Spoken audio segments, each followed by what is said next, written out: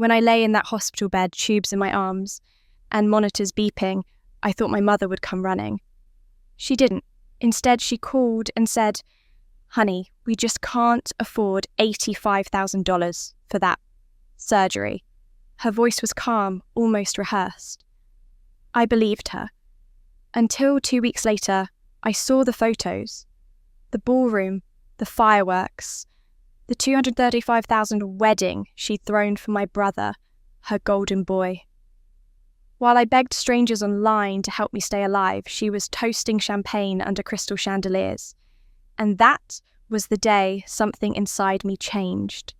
I stopped being the forgotten one.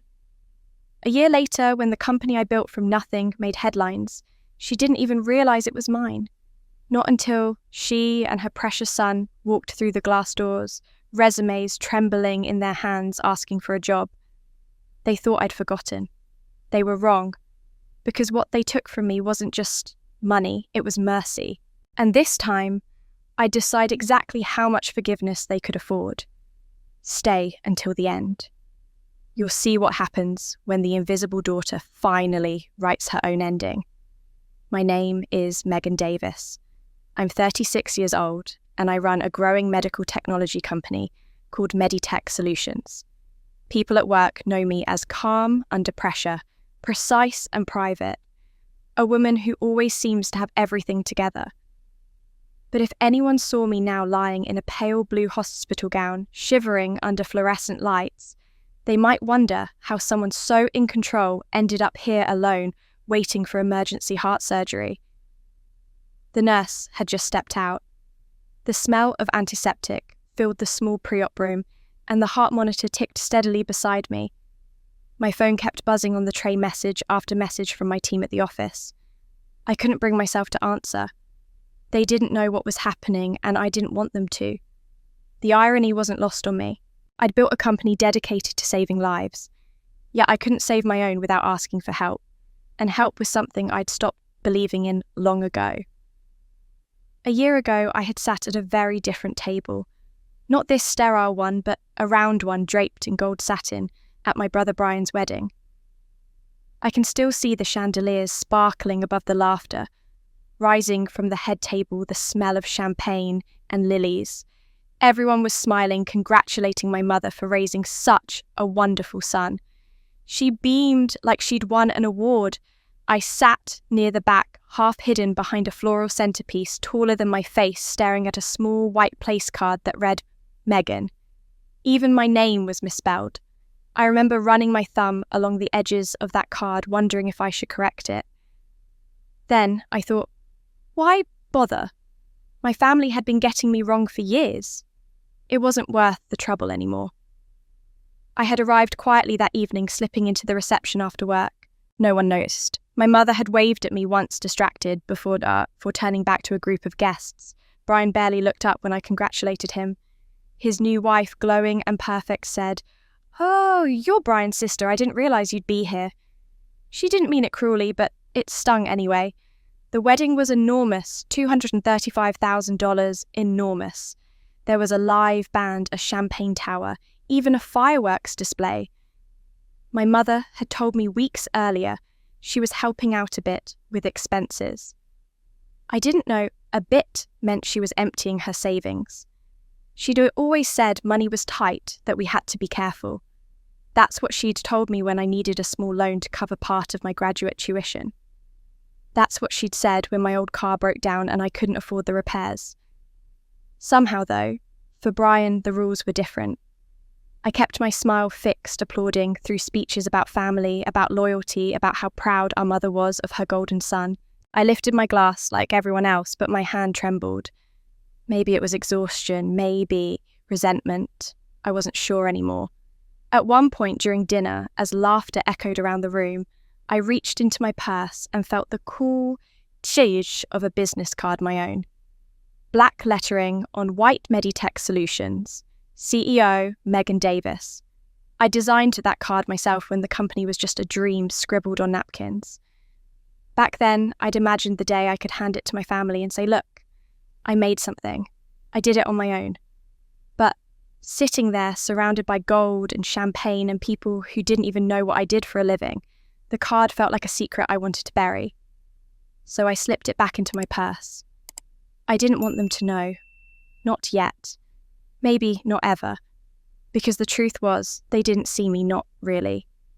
They saw the girl who didn't need help, the sister who could manage the daughter who would never be the favourite. I'd played that role for so long, it became easier to let them believe it. When the music swelled for the mother-son dance, I stood near the edge of the room watching them twirl. My mother's face glowed with joy. For a fleeting second, I thought she might look my way. She didn't. I turned to leave early unnoticed, my heels clicking softly against the marble floor. Now, a year later, the sterile hum of the hospital filled the space where music used to be. My chest tightened again, a reminder of how fragile everything could be. The nurse would be back soon to wheel me into the operating room. I closed my eyes and thought about that night, the lights, the laughter, the feeling of being invisible, even in a room full of family. I reached for my purse on the chair beside me. Inside, the same business card rested in its slot edges, slightly worn. My thumb traced the words slowly. Meditech Solutions, CEO. The letters looked bold and strong, nothing like how I felt. But they were mine. Every single part of that identity, I had built it brick by brick without their help, without their belief. The monitor beeped steadily, the rhythm of my heart fragile but stubborn. I took a deep breath, forcing a small wry smile. They don't know who I am, I whispered to the empty room. And I want to keep it that way, at least until I survive this. Those words echoed in my mind like a quiet vow, hovering between fear and defiance. As the sedative began to blur the edges of the world, my thoughts drifted not to work, not to the company, but to where it all began. To the reason I'd learnt to hide my success in the first place.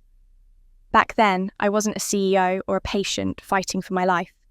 I was just a 12-year-old girl in a faded kitchen, trying to win her mother's love with a birthday dinner. I can still remember how I planned every detail. The week before, I'd saved my allowance, walked 2 miles to the grocery store and bought the ingredients myself. I'd watched a cooking show on public television about roasting chicken and mashed potatoes, writing down every instruction in a little notebook. It was the first meal I'd ever tried to make from scratch. I woke up early that morning before school to set the table with our nicest plates. They weren't much chipped around the edges, but I lined them up carefully like a restaurant setting. I even folded napkins into little triangles because I'd seen that once in a magazine. All day in class, I could hardly concentrate.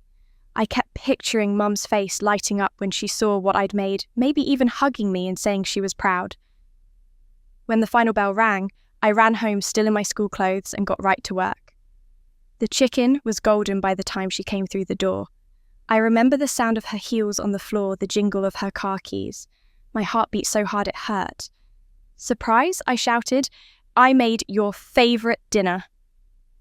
She looked surprised that much was true, but before she could say anything, Brian burst in behind her holding a bouquet of roses. "Happy birthday, Mum," he said proudly. She gasped, eyes wide, and rushed to hug him. "Oh, Brian, you are so thoughtful. You got me flowers." He grinned, and I noticed the envelope sticking out of her purse. She'd given him cash that morning. I wanted to remind her, but the words froze in my throat. I stood there by the table, the smell of roasted chicken filling the air, waiting for her to notice. She didn't. She was too busy showing off the flowers, arranging them in a vase, telling Brian how lucky she was to have a son like him. "You really made my day," she said, kissing his cheek. I waited for her to turn and say something to me, anything. But she just started taking phone calls from her friends. Dinner got cold. When she finally sat down, she took one bite and said, "It's a little dry, sweetheart, but that's okay." Then she looked at Brian again. "Did you tell your teacher about your science project? I bet you'll win this time." He hadn't even started that project yet. But it didn't matter. In her eyes, he was already the winner. That night, I washed every dish while she and Brian watched television in the living room. The sink water burned my hands, but I didn't care. I told myself it was okay. I'd just have to try harder next time. That thought became my quiet prayer for years. When I brought home straight A's, she'd smile politely, then turn to Brian and say, "Honey, look, your sister did so well. You'll get there someday."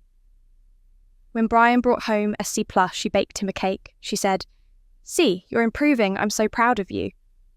When I turned 16, I saved up to buy a used bicycle so I could ride to school. It was bright blue, my favourite colour. I loved that bike. It made me feel free. 2 months later, it disappeared from the garage. Mum told me she'd sold it to pay off Brian's credit card debt. He'd spent money he didn't have, but she called it a learning experience. She said, "We all make mistakes. You're the responsible one, Megan. You understand." I nodded, because that's what good daughters do. They understand. In college, I worked 2 part-time jobs to make up for the money that had mysteriously vanished from my tuition fund. Later, I found out why. Mum had used it for Brian's special tutoring program. He was failing out of his 2nd year, and she said he needed a chance to turn things around. I asked if he knew where the money came from. She said, "Don't start with that jealous tone, Megan. You'll have plenty of opportunities. Brian just needs a little help." That's when it hit me. The rules were different for him. Always had been. He could stumble and fall, and she'd call it potential. I could succeed, and she'd call it luck. But at 12, I didn't understand that. All I knew was that love in our house felt like a competition, and the prize was never mine. I thought if I cooked better, studied harder, smiled wider, if I became perfect, she'd finally look at me the way she looked at Brian. So, I chased perfection like a starving person chasing crumbs. I learned to be quiet, polite, dependable. I learned to anticipate what she wanted before she said it. I learned that if I couldn't be loved for who I was, I could at least be useful. Years later, when I founded my company, that same instinct drove me. I worked myself sick trying to prove I mattered. Success became the language I thought she might finally understand, but she never did. When Meditech started turning a profit, I wanted to call her to tell her she'd raised a daughter who'd made something real. Instead, I stared at the phone until the feeling passed. The truth is, the need to be perfect doesn't disappear when you grow up. It just hides under the surface, shaping every decision, every silence. I carried it into every job, every relationship. If someone criticized me, I didn't get angry, I got better. If someone ignored me, I worked twice as hard to be noticed. I became the woman who never failed, never faltered, never asked for help. But lying there in that hospital room, with tubes in my arms and no family in sight, I finally saw it clearly. I had spent my whole life trying to earn something that was never mine to earn. Love, at least the kind I wanted, couldn't be bargained for or built like a business. The monitor beside me blinked steadily, reminding me that time was still moving forward, even if I wasn't ready. I thought of that 12-year-old girl in the kitchen, waiting for her mother to say, "I'm proud of you." I wished I could reach back and tell her the truth, that she was already enough, that she didn't have to keep proving it. I took a slow breath and closed my eyes. For the first time, the thought didn't hurt. It felt like something unclenching inside me. I spent 20 years trying to be good enough. I never realized the problem wasn't me. The last sentence I remember thinking before the world went dark under anesthesia was, they had $235K for one party. Would they have $85K to save my life? But before that question existed, before the monitors, before the needles, there was the wedding, the night. Everything I believed about family and about my place in it finally broke apart for good. At 36, I thought I had already accepted that I was the invisible daughter. I had learned to smile at holidays, to send polite text messages, to pretend the imbalance didn't sting.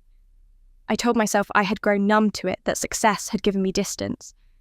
But the truth was, distance doesn't protect you from pain. It just delays the moment it reaches you. The wedding invitation arrived in a heavy ivory envelope, the kind you have to open with a letter knife. The gold script shimmered across the top, the union of Brian Davis and Emily Ross. It was extravagant. Even before you opened it, embossed edges, wax seal, the kind of invitation that screamed money. Mum had written a note inside. "We're all so proud of Brian. It would mean the world if you could be there." No mention of me by name, just a signature in looping cursive, "Love, Mum." When I arrived, the first thing I noticed was the smell roses. Hundreds, maybe thousands of them imported Ecuadorian roses that filled the air with sweetness so heavy it was almost dizzying. Later I learned they had cost $40,000. The beachfront venue was breathtaking, framed by the Pacific sunset and glass lanterns hanging from palm trees. It must have cost 10 times what my college tuition had been. I remember the staff gliding through in crisp white uniforms, the sound of champagne bottles popping like distant fireworks. My mother stood near the entrance, radiant, in a sequined gown, greeting guests like royalty. She looked years younger, her smile effortless. When she spotted me, there was a flicker of surprise, like she hadn't expected me to come after all. "Oh, Megan, you made it," she said, giving me a quick hug that smelled faintly of perfume and impatience. "You look nice. Isn't this beautiful?" It was beautiful, painfully so. Every detail shouted perfection. The 15,000 Vera Wang gown that Emily wore. The professional photographer, Mum had hired a man who'd once shot celebrity weddings. I knew because Mum had bragged about it on Facebook. The whole event was choreographed to showcase pride, wealth, and belonging. And yet, somehow, I was the only person who didn't seem to belong. At the reception, I found my place card at table 12, near the kitchen beside a potted palm tree that half blocked the view of the ocean. My name was wrong again. Megan. I stared at it for a long time before sitting down. Around me were distant cousins I barely knew, a couple of +1s scrolling through their phones, and a family friend who kept asking how I knew the bride. From where I sat, I could see my mother's head tilted toward Emily, her hand resting affectionately on her new daughter-in-law's shoulder. "My daughter-in-law is my pride and joy," she told a group of guests loud enough for the words to carry. Pride and joy. I could not remember the last time she had used either of those words about me. The speeches began. Brian's best man toasted to the most generous family anyone could ask for. My mother dabbed her eyes with a napkin, overcome by emotion. When Brian stood to thank her, he reached into his pocket and pulled out a checkbook. "Mum, he said you've already done so much. You've paid for everything and I still can't believe it." She waved him off and said, "Whatever you need, sweetheart, we'll make it happen." I froze at those words. I'd heard her say something like that once long ago, but not to me. Not when I needed a little help to pay for textbooks or when I couldn't afford car repairs to get to work. "We'll make it happen" was a phrase reserved for her son. Hearing it again in front of hundreds of people felt like someone pressing a bruise that had never healed. When the dancing began, I stayed in my seat. The music was loud, joyful, celebratory. My mother and Brian twirled across the floors, the photographer snapping pictures, guests clapping in rhythm. I watched from the edge, smiling faintly when someone looked my way. I'd learned to disguise discomfort a long time ago. It's what made me reliable, professional, the kind of person who holds everything together, even when it's falling apart. Halfway through the evening, the ocean breeze picked up, carrying laughter and music toward the water. I slipped out to the patio for air. The roses smelled too sweet inside, almost suffocating. My chest felt tight, a dull pressure right in the center, like something heavy pressing from the inside out. I took a few deep breaths, telling myself it was nothing. Probably stress, maybe exhaustion. I'd been working non-stop for months. That's all it was. I leaned against the railing, looking out at the waves. The sunset was fading streaks of gold and pink, dissolving into grey. Behind me, through the tall glass doors, I could see my mother still dancing. Her face glowed with pride as Brian dipped his bride applause, rippling through the crowd. That image burned into me, not just her happiness, but the way it excluded me so completely. I wasn't jealous of the attention. I was just tired of pretending that it didn't matter. The pressure in my chest tightened again. I pressed a hand against it, waiting for it to ease. No one noticed me leave the table. No one came looking. The air outside was cool and salty, but I could feel sweat prickling at my neck. My pulse raced in uneven beats. For a moment, I thought I might faint. Then the feeling passed and I straightened, forcing myself to smile when a waiter passed by. "You okay, miss?" he asked. "Just fine." I lied. I wasn't fine, but I'd spent my entire life handling things alone. Pain, disappointment, illness, it didn't matter. I had been conditioned to fix, to endure, to stay quiet. So I walked back inside, smoothed my dress, and took my seat again, as if nothing had happened. When the fireworks began lighting up the sky in bursts of gold and red, I clapped along with everyone else. My mother stood beside Brian and Emily, their faces illuminated by the light. She looked so proud. I wondered if she even knew I was still there. Later, after the last spark faded and the guests began to drift toward their cars, I hugged her goodbye. "It was a beautiful wedding," I said. She smiled absently, already distracted by someone else. "Wasn't it? Everything turned out perfectly." Then she turned away, arm around Brian. Driving home alone that night, the tightness in my chest returned sharper, this time. I rolled down the window, gulping in the cold air, willing it to fade. The streets were quiet, the city lights blurring through tears I hadn't realised were there. I told myself it was just exhaustion again, that I'd be fine by morning. But deep down, something in me knew this was different. They had spent $235,000 to celebrate one day of my brother's life. I couldn't stop wondering, if it were my life on the line, would they have $85,000 left to save it? I didn't know then how literal that question would become, or how soon I'd find out the answer. The symptoms started small, a flutter in my chest that felt like skipped beats, a dizzy spell. When I climbed the stairs, a strange shortness of breath that came and went like a tide. I blamed stress exhaustion, maybe a vitamin deficiency. Running Meditech had consumed every hour of my life for years. I was used to fatigue, to pushing through discomfort, to convincing myself that stopping wasn't an option. But this felt different. The morning I nearly fainted in my office, I knew something was wrong. My assistant insisted I go to the hospital. I told her I'd only be gone an hour. I stayed for 8. The cardiologist was calm, almost too calm, as he adjusted his glasses and flipped through my chart. "Megan," he said, "your echocardiogram shows a severe mitral valve prolapse. The valve isn't closing properly, which means your heart is leaking blood backward into the left atrium." I stared at the monitor where he pointed, trying to make sense of the moving shapes on the screen. "That's bad," I asked, my voice thinner than I intended. He nodded slowly. "Without surgery, the strain on your heart will worsen. We estimate a 40% mortality risk within a year, possibly sooner." The words landed like stones in my chest. 40%. I wanted to ask him to repeat it, to say it again, because it couldn't possibly mean what I thought. I'd just been at a wedding weeks earlier, sipping champagne under fireworks. Now he was talking about odds of survival. He kept explaining about the valve repair, the open heart procedure, the recovery timeline, but the details blurred together. I caught fragments: 6 weeks, urgent, don't, delay. When I finally found my voice, it was practical, detached. "How much?" I asked. He hesitated, as if bracing himself. "The full cost is roughly $85,000. Insurance will cover about 30%. He scribbled something on a pad, then looked at me. "That leaves you with approximately $59,000, give or take."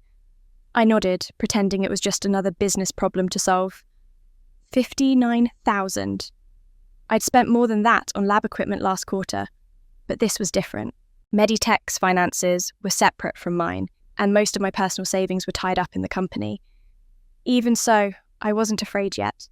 Not really, because I thought, foolishly, that this time family might matter more than money. That evening I sat on my couch, the doctor's papers spread across the coffee table like evidence. I stared at the diagram of a human heart, at the neat lines showing where they would cut and stitch. I could feel the pulse in my neck uneven and loud. I'd always hated asking for help, but the doctor's words haunted me. 6 weeks, 40%. The math of mortality doesn't leave room for pride. I picked up the phone. My hands trembled as I scrolled to her number. When Mum answered, her voice was warm, familiar, the same tone she used when greeting neighbours. "Megan, honey, I was just thinking about calling you. How are you?" I swallowed hard. "Mum, I need to talk about something serious." Her tone softened instantly. "Oh, what's wrong?" I hesitated. "I had some tests done. My doctor says I need open heart surgery. It's urgent." The words came out too quickly, almost clinical. "They can do the procedure in 6 weeks, but even with insurance, I'll need to cover about $60,000 out of pocket." I wouldn't ask if it weren't serious, but "Oh, sweetheart," she interrupted. "Come home. We'll figure it out together." Relief flooded me for a moment.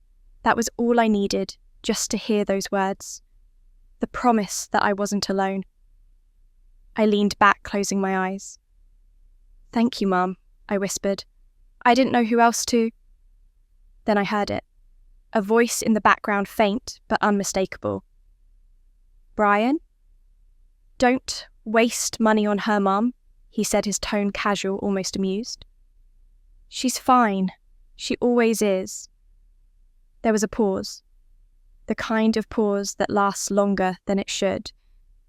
I waited for her to tell him to stop, to tell him this was serious, to tell him I was her daughter too. But all I heard was silence. Long, heavy, deliberate silence. "Mum," I said softly. When she spoke again, her voice had changed. "Let's talk later, honey. I need to look at some things first. It's just a lot right now with Brian and Emily trying to get their house sorted.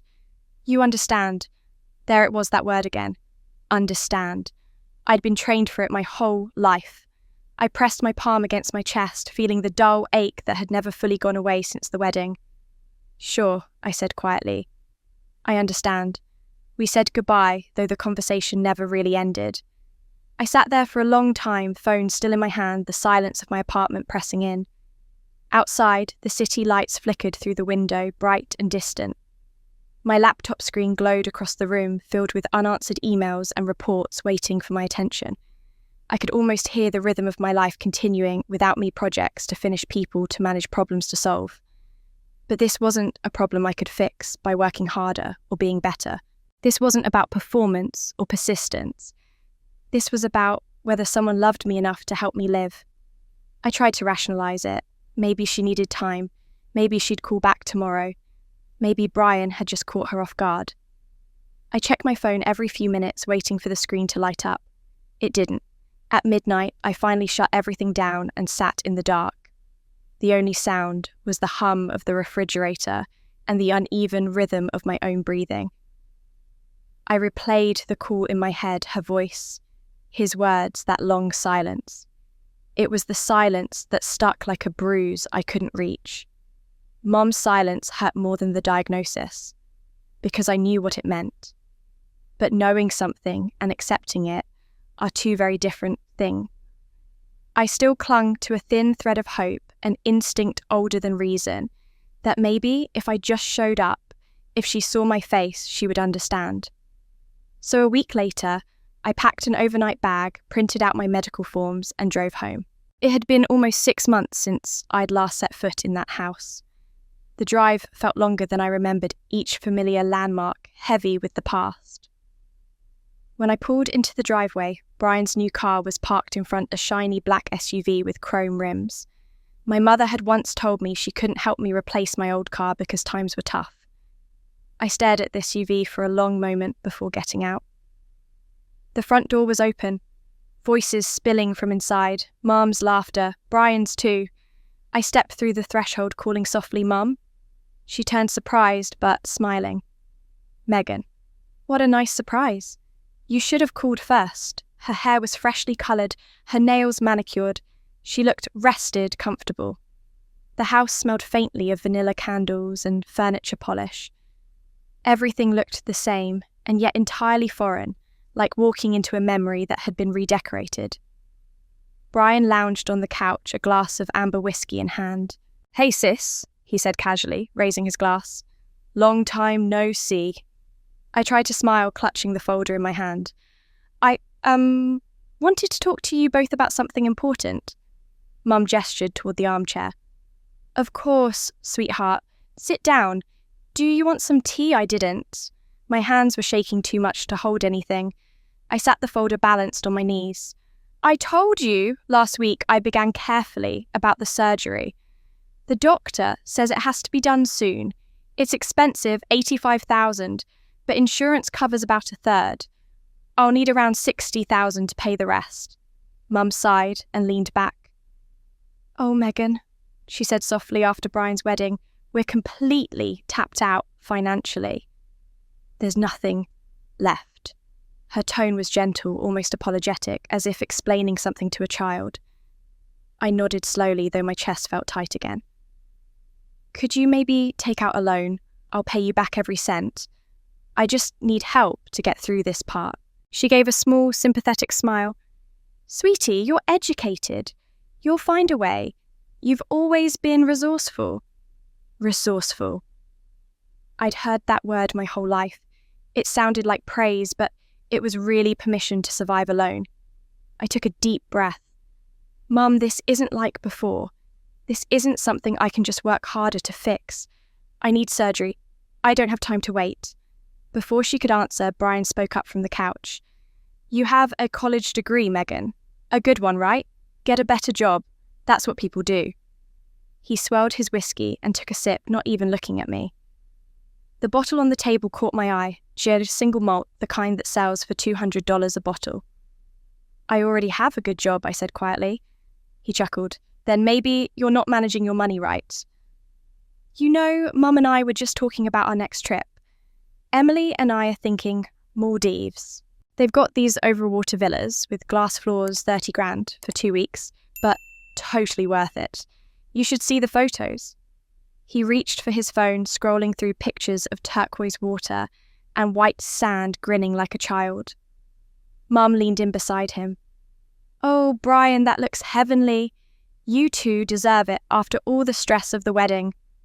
My fingers tightened around the folder in my lap. I could feel my pulse in my temples, each beat a reminder of what I was fighting for. "Mum," I said, forcing my voice to stay steady, "I'm not asking for a vacation. I'm asking for a chance to live." She turned toward me, her smile faltering just slightly. "Megan, you don't have to be so dramatic. We'll help however we can, but there's just no money right now. After everything with Brian's wedding, it's been hard to rebuild our savings." My gaze drifted to the coffee table where a glossy catalogue lay open. The pages were filled with pictures of sleek white yachts, names like Sea Whisper and Endless Horizon. I glanced at the prices, $15,000 a week. My throat closed up. "You're looking at boats." "Oh, that?" She waved a hand dismissively. "Brian was just showing me what he's interested in. Just browsing." He smirked. "Yeah, Emily's been hinting she wants to rent one for our anniversary next year. We're just getting ideas. No big deal. No big deal." They went back to their conversation, laughing over which yacht had the better deck, which champagne brand was best for sailing. Neither of them noticed that I had stopped speaking. Neither of them saw the tears pooling quietly in my eyes. I stared down at the folder in my hands, at the doctor's signature, the bold black letters spelling out the words, "Severe mitral valve prolapse."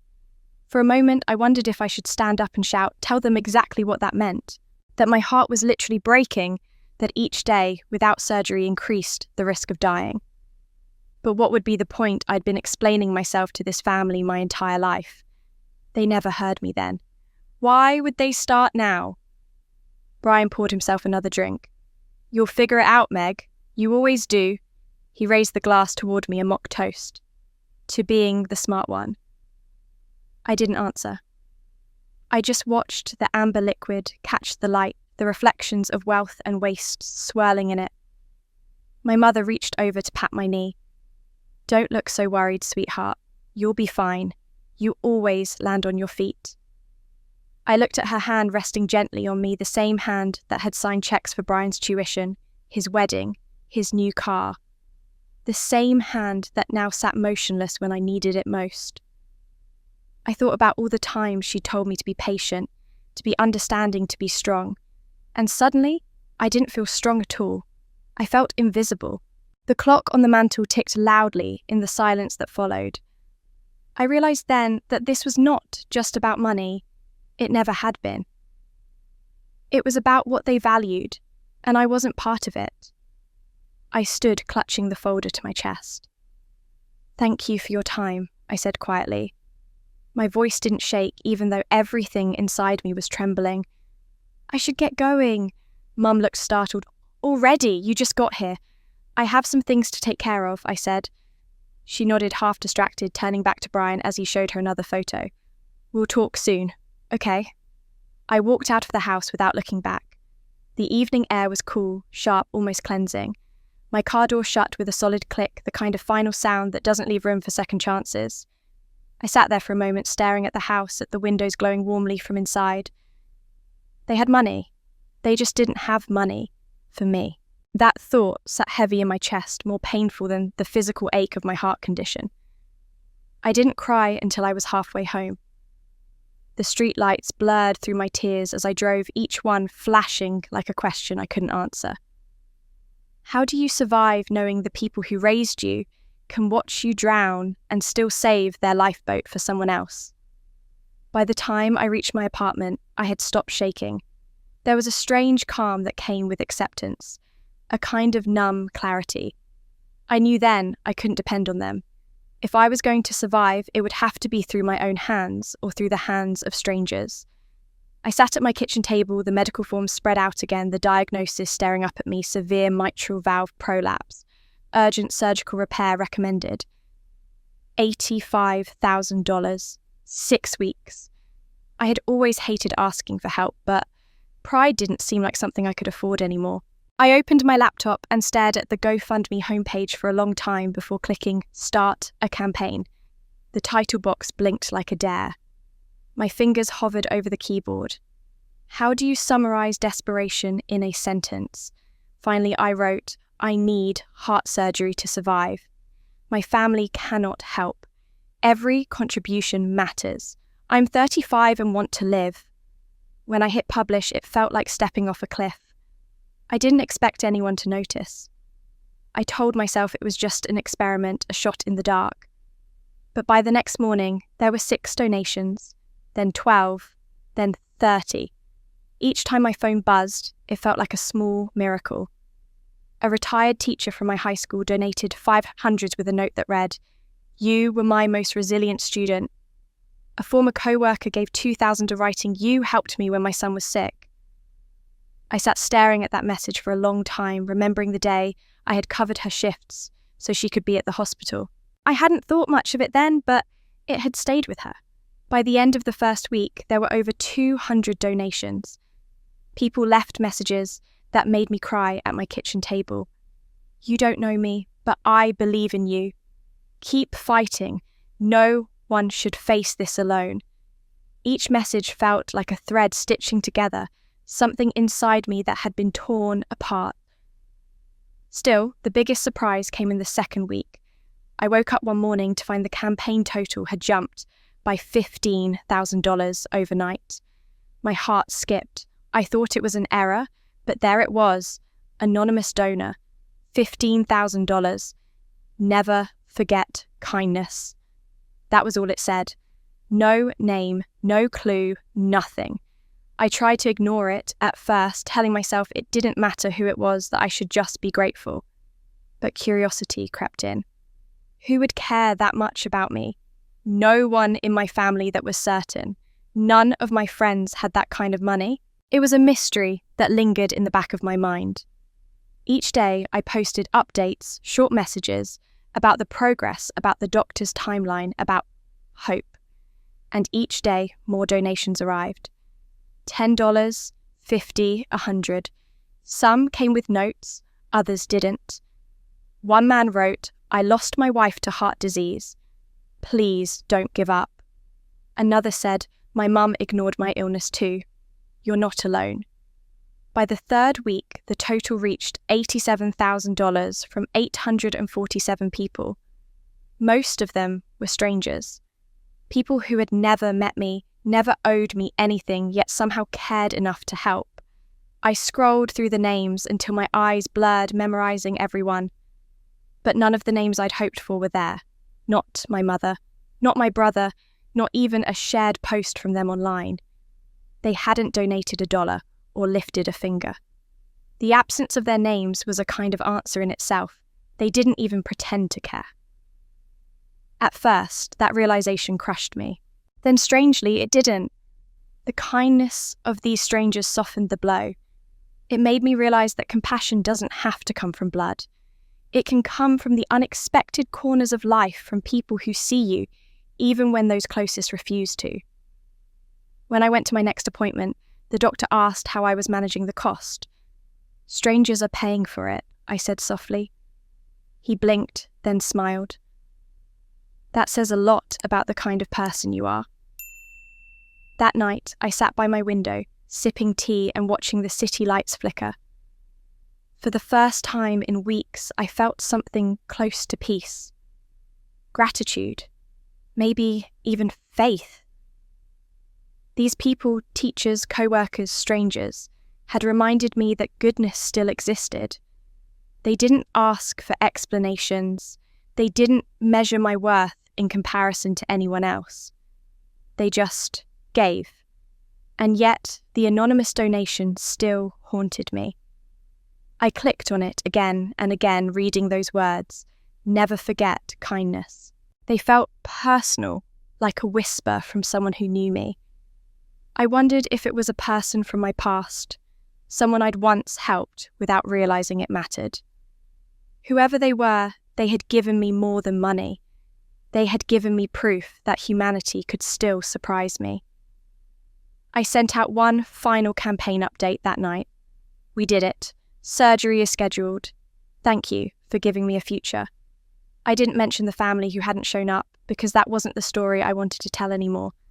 This story was about everyone else, the people who filled the emptiness they left behind. As I closed my laptop, I whispered the same words the donor had written. Never forget kindness. They felt heavier now, not as a reminder of debt, but as a promise. Still, when I turned off the lights and lay in bed, my thoughts circled back to the mystery. Someone out there had cared enough to save me when my own family wouldn't. Who was the anonymous $15,000 donor? And why did they care more than my own blood? I never found the answer. But on the morning of my operation, sitting in a thin hospital gown under the harsh fluorescent lights, I realized that maybe the answer didn't matter anymore. Because someone had cared. Many had. And that care, even from strangers, had already saved me before a single incision was made. The nurse checking my chart had kind eyes. "Do you have someone picking you up after recovery?" she asked. I hesitated, then shook my head. "No one." She nodded softly, her expression shifting from polite to tender. "Don't worry, sweetheart. We'll take good care of you." When she left, silence filled the small pre-op room. My phone sat face up on the side table. No calls, no texts. I had sent a brief message to my mother and brother the night before surgeries tomorrow. Wish me luck. Both messages had been read, neither replied. I tried to tell myself I was used to this kind of silence, that I had learned to live without expecting anything from them. But when the nurse returned and said, "You've got quite a crowd waiting out there," I frowned in confusion. "That can't be right," I told her. "I didn't ask anyone to come." She smiled. "Well, someone did. There are at least 15 people in the waiting area. They all say they're here for you." Curiosity pulled me toward the glass doors of the waiting room. My breath caught when I saw them. Faces I recognized only from tiny profile pictures on my GoFundMe page. A teacher from high school, a former co-worker, a woman I'd once helped at the pharmacy when she couldn't afford her medication. They were all there holding flowers, small cards, quiet smiles. One of them, a 70-year-old woman with soft white hair, stepped forward and took my hand. Her grip was warm, steady. "You're not alone, dear," she said. "We're all here." Her words broke something inside me. Tears blurred my vision as I whispered, "Thank you." She squeezed my hand tighter. "You've got a world of people pulling for you, darling. Let them." For the first time in my life, I did. When they wheeled me into the operating room, I wasn't afraid anymore. I thought of the strangers sitting beyond the doors, people who had given their time, their money, their presence. I closed my eyes, feeling their care surround me like a shield. As the anesthesia spread through my veins, I whispered, "Thank you," one last time. The surgery took 8 hours. I remember nothing of it, just waking up to the soft hum of machines and the heavy ache in my chest. My throat was dry and my body felt stitched together with light and pain. Then I saw the flowers. Dozens of them. Roses, daisies, lilies crowding the room with colour and fragrance. Cards lined the table beside my bed, covered in handwriting I didn't recognise. "Keep fighting. You are loved. The world needs people like you." None of them were from my family. My phone sat silent on the tray table, battery still half full, notifications empty. No call from my mother. No text from Brian. Just the blinking cursor of unanswered messages. The absence of their names didn't hurt anymore. It confirmed what I had already known. The nurse came in smiling. "Your surgery went perfectly. You're very lucky." I nodded weakly. "I know." She hesitated. "Anyone you'd like me to call?" I shook my head. "No. Everyone I need is already here." That night the ward was quiet. Through the thin walls, I heard laughter from the next room, a family celebrating a recovery, voices overlapping with relief. I closed my eyes and listened. It was a sound I hadn't realised I'd been longing to hear all my life, people staying because they wanted to, not because they had to. I turned my head toward the window. The city light shimmered like 1,000 small prayers. Pain pulsed through my chest, but beneath it was something softer, peace. I thought about the teacher who had donated, the co-worker who had sent money without hesitation, the anonymous donor who had written, "Never forget kindness." These people had held me up when the ones who should have let me fall. The door creaked open around midnight. The same elderly woman from the waiting room stepped in her cane, tapping softly against the floor. "You're awake," she whispered, smiling. "I couldn't sleep, so I thought I'd check on you." She set a small vase of daisies on my bedside table, the same kind she had held earlier. I managed a faint smile. "You didn't have to come." She shook her head. "My daughter had this same surgery 10 years ago," she said, her voice trembling slightly. "She didn't make it. I couldn't help her then, but I can help you now. That's how kindness works. It finds where it's needed." Tears welled in my eyes. I reached for her hand. "You already have," I whispered. She squeezed gently. "Then promise me something, dear. When it's your turn, you pass it on." Her words stayed with me long after she left. I stared at the ceiling, feeling the steady rhythm of my mended heart echo through my body. I had spent most of my life believing that love had to be earned, that I had to prove myself worthy of it. But in that hospital bed, surrounded by flowers from people who barely knew my name, I understood how wrong I had been. Love didn't have to be earned, it just had to be given. By morning, the sun streamed through the window, touching the petals of every flower. The room felt alive, almost sacred. The nurse came in with a smile. "You've had quite the turnout," she said. "Most people don't get this much love after surgery." I looked at the flowers again, at the cards, at the faint scent of daisies still lingering in the air. "Maybe they just needed to know I existed," I said softly. The nurse nodded. "Well, they do now." After she left, I reached for one of the cards and traced the letters with my fingertips. My chest still hurt, but it was different now. It was a reminder that my heart was still beating, and not just because of medicine, but because of grace. I glanced once more at my silent phone on the table. No family, no apology, no message that said, "We're proud of you." But somehow, I no longer needed it. I had found something better, something real. I was saved by strangers and abandoned by blood. That's when everything became clear. But clarity doesn't erase pain, it just sharpens it. In the quiet days after the surgery, as I recovered in my apartment, those words stayed with me like a scar that hadn't finished healing. The flowers from donors still lined my windowsill, their petals beginning to fade, and every card reminded me that kindness could come from anywhere except the place I once called home.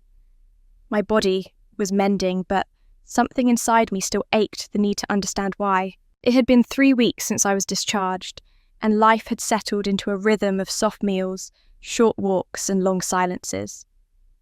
I tried to focus on gratitude, but my mind kept circling back to one unanswered question, the anonymous $15,000 donor. I'd reread their message so many times that I knew it by heart. Never forget kindness. There was something hauntingly familiar in those words, a warmth that tugged at an old memory I couldn't place. Then one grey afternoon, as rain tapped against the windows, there was a gentle knock at my door. My building had secure access, so whoever it was had been let in by the front desk. When I opened it, a woman stood there, early 60s, small, with silver hair neatly pinned back.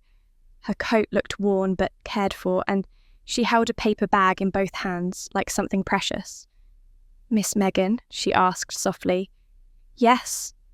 She smiled, her voice trembling slightly. "You wouldn't remember me, dear, but I used to know you a long time ago." I hesitated, studying her face. There was something about her eyes tender, familiar. "Have we met?" She reached into her pocket and unfolded a small photograph. When she handed it to me, my breath caught. It was me, maybe 8 years old, sitting on the back porch of our old house beside a younger version of her. I remembered the day, instantly, the smell of soap, sunlight, and safety. "Maria," I whispered, "you were our housekeeper." Her eyes filled with tears. "Yes, dear. I worked for your family for almost 5 years. I gestured for her to come inside. She stepped in, glancing around my apartment. "It's lovely," she said softly. "You've done well." I smiled faintly. "Thank you. But why are you here?" She hesitated. "Because I couldn't stay away. I saw your story online. I was your anonymous donor." The words hit me harder than I expected. I sank into a chair. "You gave me $15,000. Maria nodded. "I didn't want you to know, but I had to help. When I read your message, I remembered a little girl who once helped me when no one else would." She opened the paper bag and took out a small folded white handkerchief embroidered with clumsy pink thread. "My childhood initials." "I gave you this," I whispered. She smiled. "Yes. Your mother had scolded me that day for breaking one of her glasses. I cried in the kitchen. You came in, handed me this, and said, 'Don't cry, Maria. I think you're wonderful.' You were 8 years old. I never forgot. Tears burned in my eyes. You kept it for 30 years, she said. It reminded me that kindness doesn't depend on wealth or power. It lives in the smallest hearts. When I saw your name, I knew my savings had finally found their purpose." I shook my head, overwhelmed. "You were saving for your retirement." She smiled gently. "Retirement can wait. A life can't." Silence filled the room, heavy and tender at once. Then her face grew serious. "There's something else you should know, dear. Something that's burdened me all these years." My pulse quickened. "What is it?" "The day your mother fired me," she said, her voice tightening, "I overheard her on the phone with a friend. She said I was getting too close to you, that you needed to learn to stop depending on people." I stared at her. "What?" Maria's eyes darkened with memory. She said, "Let Megan struggle. It'll teach her life isn't easy." She laughed like it was wisdom. I felt the air leave my lungs. She said that Maria nodded slowly. "Your mother believed that if she stopped helping you, you'd become strong. She didn't realize she was only teaching you loneliness. I thought you should know." I sat back, hands trembling. "So all the time she said she couldn't afford to help me for college, my car, my surgery, it wasn't true. She just wanted to prove a point." Maria's voice softened. "Yes, she called it love." But it wasn't love. It was control disguised as toughness. The words landed like stones in my chest. I pressed a hand over the scar beneath my shirt, feeling it throb in time with my heartbeat. All this time, I whispered, I thought she didn't understand me. But she did. She just didn't care. Maria reached across the table, taking my hand in hers. She cared in her own broken way. But love without compassion isn't love, it's punishment. Tears blurred my vision. She told herself she was teaching me strength. Maria nodded. And you did become strong, dear. But not because of her. In spite of her. She reached into her coat one last time and handed me an envelope. I'm not good with computers, she said, smiling faintly. But I wanted you to have this. Inside was a note, written in neat, deliberate handwriting. Never forget kindness. Love. Maria. I covered my mouth, unable to speak. Maria's eyes shone. You were that kind little girl who comforted me once. You saved my heart when it was breaking. Now it was my turn to save yours. For a long moment we sat in silence, two women, bound by a memory of love that had survived everything else. When she finally stood to leave, I walked her to the door, clutching the handkerchief. Thank you, I said, my voice trembling. She smiled softly. Promise me one thing, dear. Don't let her take your gentleness. That's your real strength. When she left, the apartment felt both emptier and fuller at once. I stood by the window, watching her disappear down the street in the drizzle, the photograph she'd given me still on the table. My small hand in hers frozen in time. The scar on my chest ached, but it wasn't from the surgery. It was from understanding. Mum didn't just refuse to help, she wanted me to suffer. She called it teaching me a lesson. That sentence became the line I built my new life around. Once the shock settled, it didn't feel like anger anymore, it felt like freedom. Because knowing the truth finally allowed me to stop hoping for something that was never coming. Love, approval, recognition. None of it had ever been waiting for me in that house. The following weeks after Maria's visit were quieter than I expected. The flowers from my donors wilted and I let them go one by one. I kept only one vase, Maria's daisies, on the kitchen counter. Every morning I touched the petals like a promise. I was healing slowly from more than just surgery. My body was still fragile, but for the first time my heart wasn't. On the first day of my new life, I started something small and private. A notebook with a soft leather cover and gold edges. Across the first page, I wrote in careful, deliberate letters, self-worth journal. I wasn't sure what it would become. I only knew I needed somewhere to put all the feelings that had nowhere else to go. Day 1. I survived not because of them, but despite them. Writing those words felt like reclaiming something. Every morning, I added another entry. Some were long, some were just a sentence.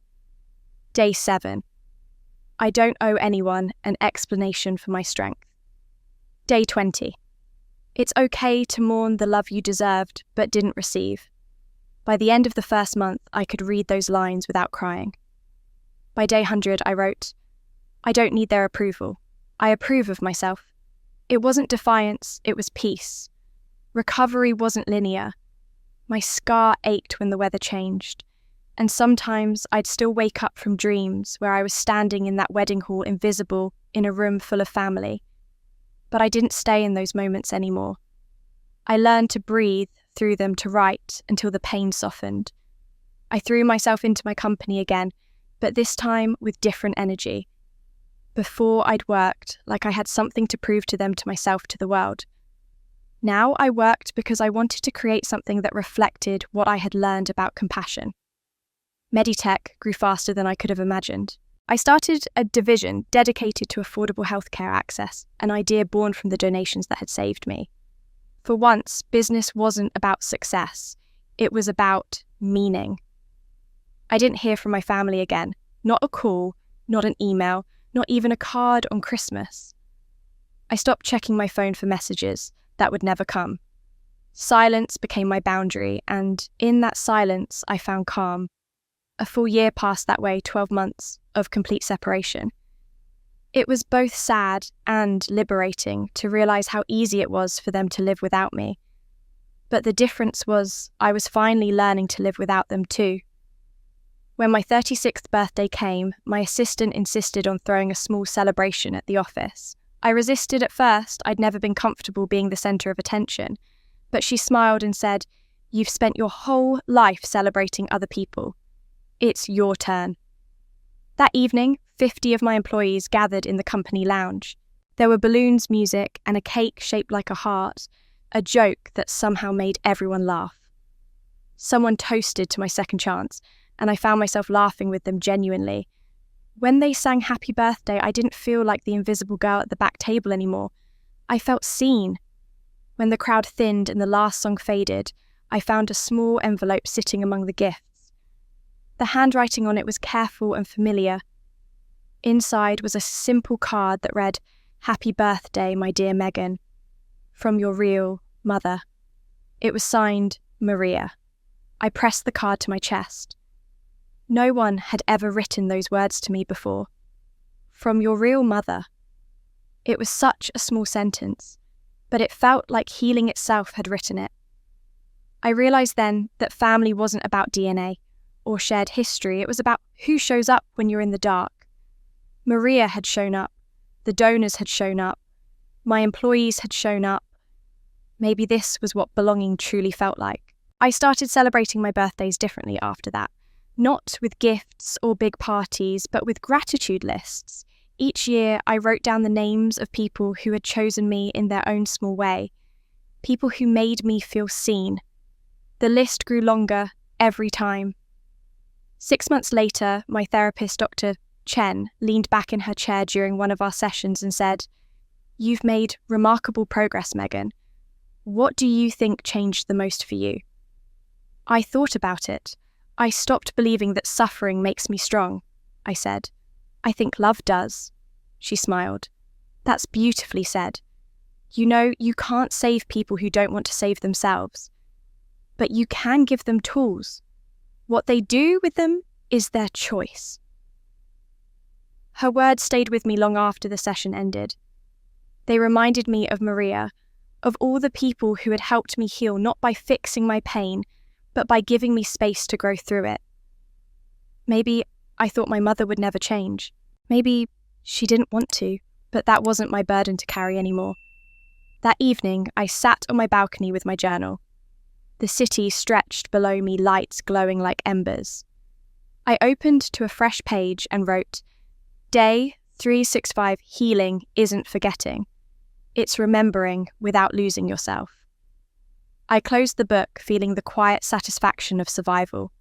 My life wasn't what I'd once imagined, but it was mine, every scar, every lesson, every act of kindness that had kept me alive. As the night deepened, I thought about the people who had become my chosen family. Maria, who loved me like a daughter. My team at Meditech, who cheered for my victories like siblings would. The donors who had given me a second chance. I smiled, realising that blood might connect you to people, but it doesn't define who you belong to. Love does that. Choice does that. I had built a new family, and they didn't need to share my blood to love me. I meant it when I wrote it. A full year had passed since my surgery, and my life had become steady in a way I never imagined possible. My days began with quiet gratitude and ended with purpose. Meditech had grown into a company I was proud of, strong, ethical, and quietly successful. We'd opened 2 new divisions, hired dozens of new employees, and earned recognition for our healthcare outreach. Yet for all that stability, there was one thing I still couldn't quite prepare for: the unexpected return of the past. It happened on an ordinary Thursday morning. I had come in early, as I often did, to review reports, before the office filled with noise. My assistant Claire met me at the front desk with a grin and a cup of tea. "Big day," she said. 2 new job applicants this morning. Walk-ins, no appointment. I smiled, distracted. "We can take a look. Everyone deserves a chance." I'd started a quiet initiative months earlier, hiring people who needed a fresh start, especially those who'd faced medical debt layoffs or hardship. Maybe that was why her words didn't seem unusual at first, but something about her tone made me look up. They insisted on speaking to someone in management, she said. They said it's urgent. A moment later, the glass doors opened and I froze. My mother walked in first, followed by Brian. For a moment, I thought I was dreaming. But there they were, Carol and Brian Davis, standing in the bright lobby of Meditech Solutions, the company they had once dismissed as a distraction. I hadn't seen them in almost 2 years. My heart stuttered once, twice, then steadied. Time had changed them. My mother's once perfect posture seemed smaller, somehow her hair thinner, her expression brittle. Brian looked worse, drawn pale with shadows under his eyes and clothes that didn't quite fit. Claire glanced at me unaware. "You want me to handle them?" she whispered. I shook my head. "No, I'll take care of it." She gave me a curious look but handed me her receptionist badge before heading toward the back offices. I clipped it on. For once, I wanted to see how this would unfold without titles or introductions. Brian approached the counter first, clearing his throat awkwardly. "Hi, we're here about job openings," he said, glancing at the wall behind me where our company values were displayed in neat silver lettering. "We heard this place is hiring." "Meditech Solutions." He stumbled over the name, uncertain. "Yes," I said, my voice calm, steady. "Do you have a resume?" He handed me a crumpled sheet of paper. His name was printed in large, bold letters across the top, Brian Davis. Under employment history, the lines were half empty. I noticed immediately that he had falsified several positions, padding the timeline. Some part of me wondered if that was what had finally caught up to him. Carol leaned forward, trying to smile. "We're both looking for something stable," she said quickly. "Anything, really. We're not picky. My son is a hard worker. He just needs a second chance. I could help with office duties or cleaning, whatever you need." Her voice was softer than I remembered, almost fragile. I studied her face carefully. There was no recognition there. She looked at me like I was a stranger. Maybe the glasses, the short hair, the suit, all of it made me unrecognizable. Or maybe she'd never really seen me clearly to begin with. "I'll see what I can do," I said quietly, typing into the computer, though my hands trembled slightly. "Can I ask what brings you here, Brian?" Sighed. "Lost my job a few months back," he said. "They said something about policy violations, but it's complicated. And then, well, things fell apart. My wife left, took what was left of the money." I nodded slowly, not trusting myself to speak. Carol added quickly, "We had a few bad investments. The house is in foreclosure now. We've been staying with a friend, but it's not easy. We're good people, miss. We just fell on hard times." Her words were almost identical to the ones I had once used with her, pleading, explaining, hoping to be seen as worthy of help. I swallowed hard, my throat dry. "I understand," I said softly. She smiled gratefully, mistaking my composure for sympathy. "You seem like a kind woman," she said. "Please, if you could talk to someone for us, we'd be so thankful. We just need one chance." Something inside me twisted. I thought about that night 2 years ago, sitting in her living room clutching medical forms as she told me there was nothing left. I thought about Brian sipping expensive whiskey, talking about the Maldives. I thought about the yacht catalogues, the blank check she'd written for his wedding. I thought about begging them for mercy they never offered.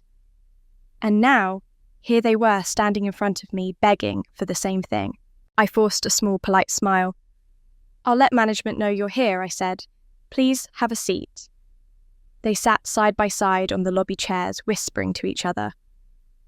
My mother kept smoothing her skirt, glancing anxiously at the receptionist desk, as if she couldn't bear to be ignored. Brian stared at the floor, his leg bouncing nervously. From where I stood, they looked smaller than I remembered, not because time had taken their youth, but because life had stripped away the illusions they'd built around themselves.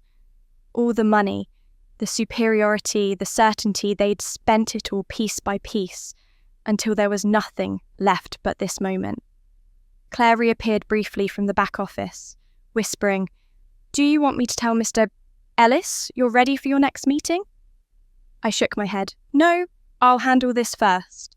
She nodded and disappeared again. I turned back to the computer screen, pretending to type notes into the system. My reflection stared back faintly from the monitor.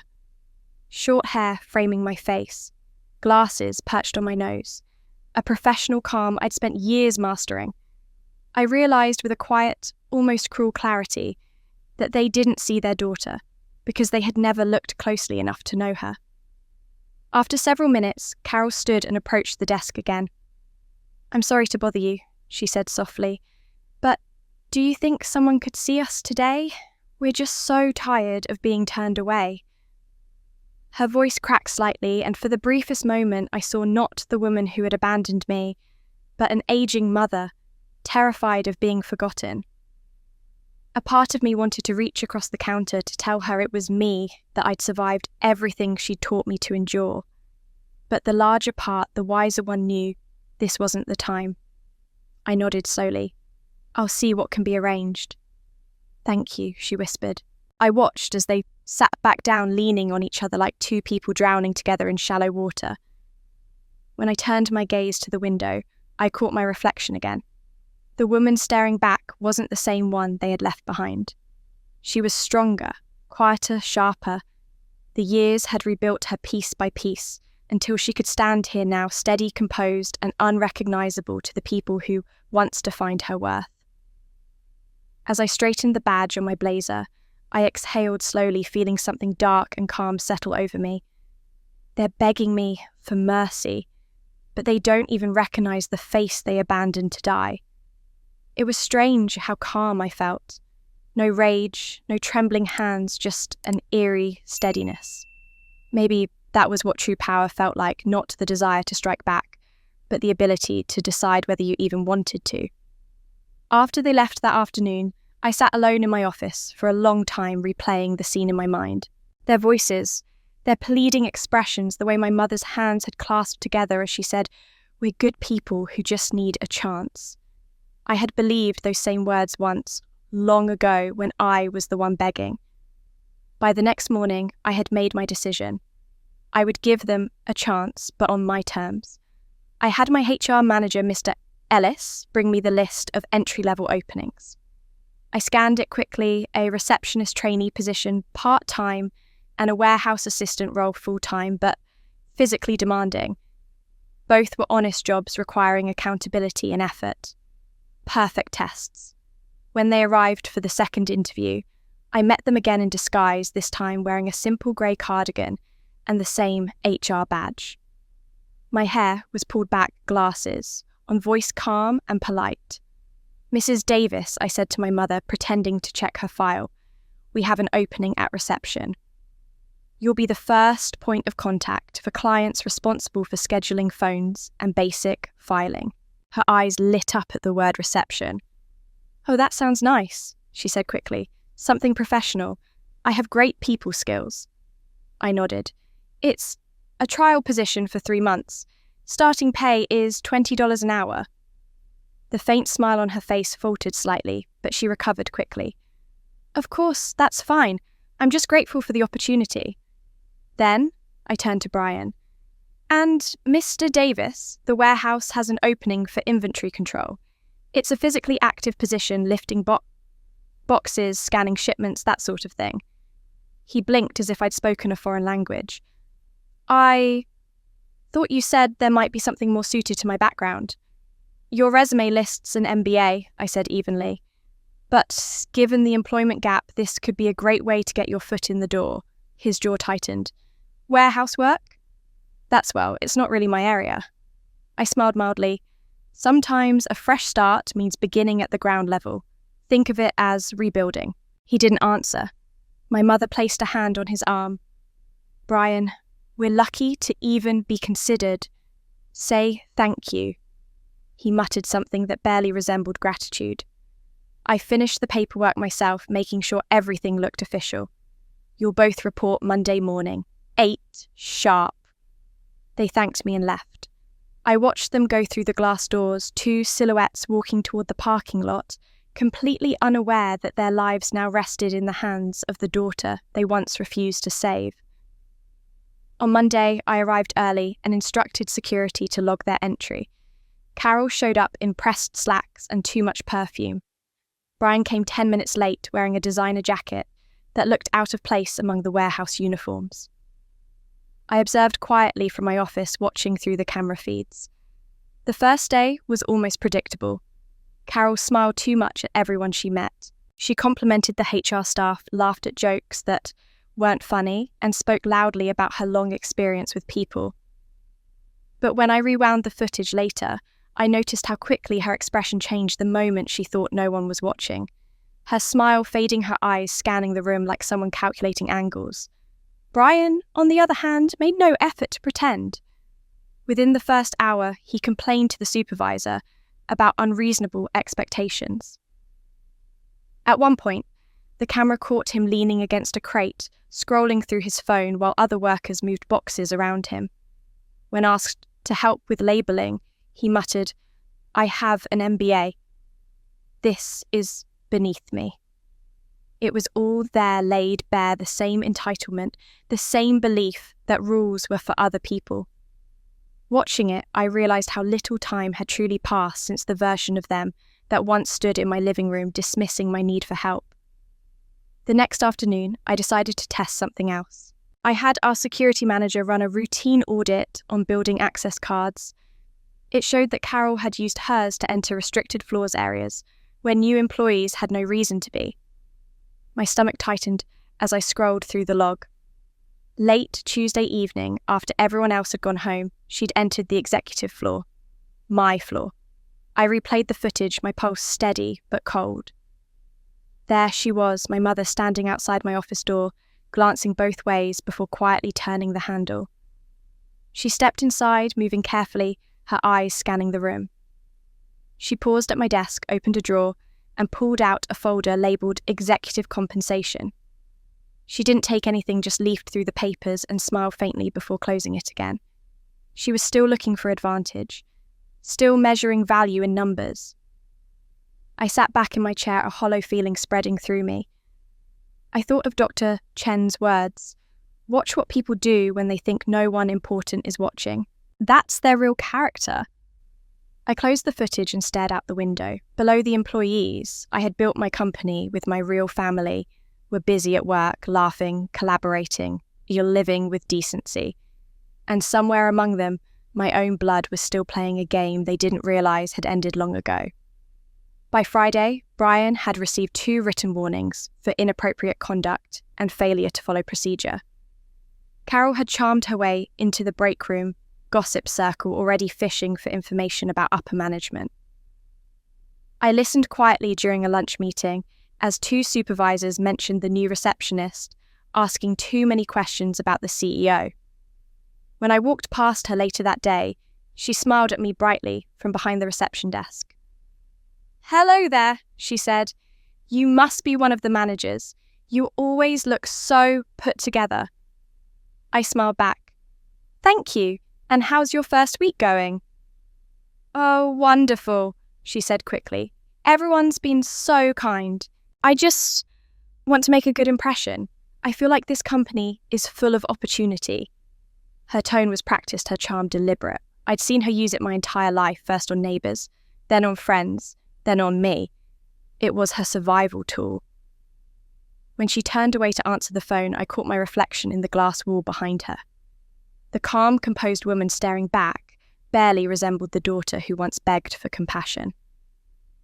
I adjusted my glasses and walked back to my office, feeling the old ache in my chest return, not pain, but understanding. People don't change because time passes. They change when they want to. That evening I sat alone reviewing the week's footage, Carol laughing too loudly in the break room, Brian rolling his eyes at instructions, both of them playing the same roles they always had, entitled, impatient, unwilling to see their part in their own downfall. I shut off the the screen, leaned back in my chair and whispered to the empty office. They didn't come here to work. They came here to find an opportunity. They're still the same. That realization didn't sting the way it might have once. It only confirmed what I already knew, that some people mistake mercy for weakness and opportunity for entitlement. But this time, I wasn't the one waiting for their approval. I was the one holding the cards. For a week, I watched from a distance. Carol continued her charming routine, asking subtle questions about management while pretending to be grateful for her entry-level job. Brian was worse, showing up late, blaming others for his mistakes and muttering that this place doesn't know how to use real talent. The more they revealed of themselves, the more certain I became that it was time to end the charade. Not out of cruelty, but closure. So I planned something fitting. That Friday morning, I had our HR department deliver 2 envelopes to their desks. Each contained a formal company letter embossed with the Meditech logo and the words, "The CEO requests your presence at dinner to discuss your future with the company." The letter included the date, time, and location, a private dining room at the most exclusive restaurant in the city. I imagined the moment they opened the envelopes, and I could almost hear my mother's voice. Finally, something good is happening. According to security logs, they left work early that afternoon. I could picture them rehearsing together, practicing smiles, rehearsing lines like they always did when they thought performance could earn them a reward. The irony wasn't lost on me. They were about to attend a meeting they'd spent their whole lives preparing for, and still they wouldn't see the truth until it was too late.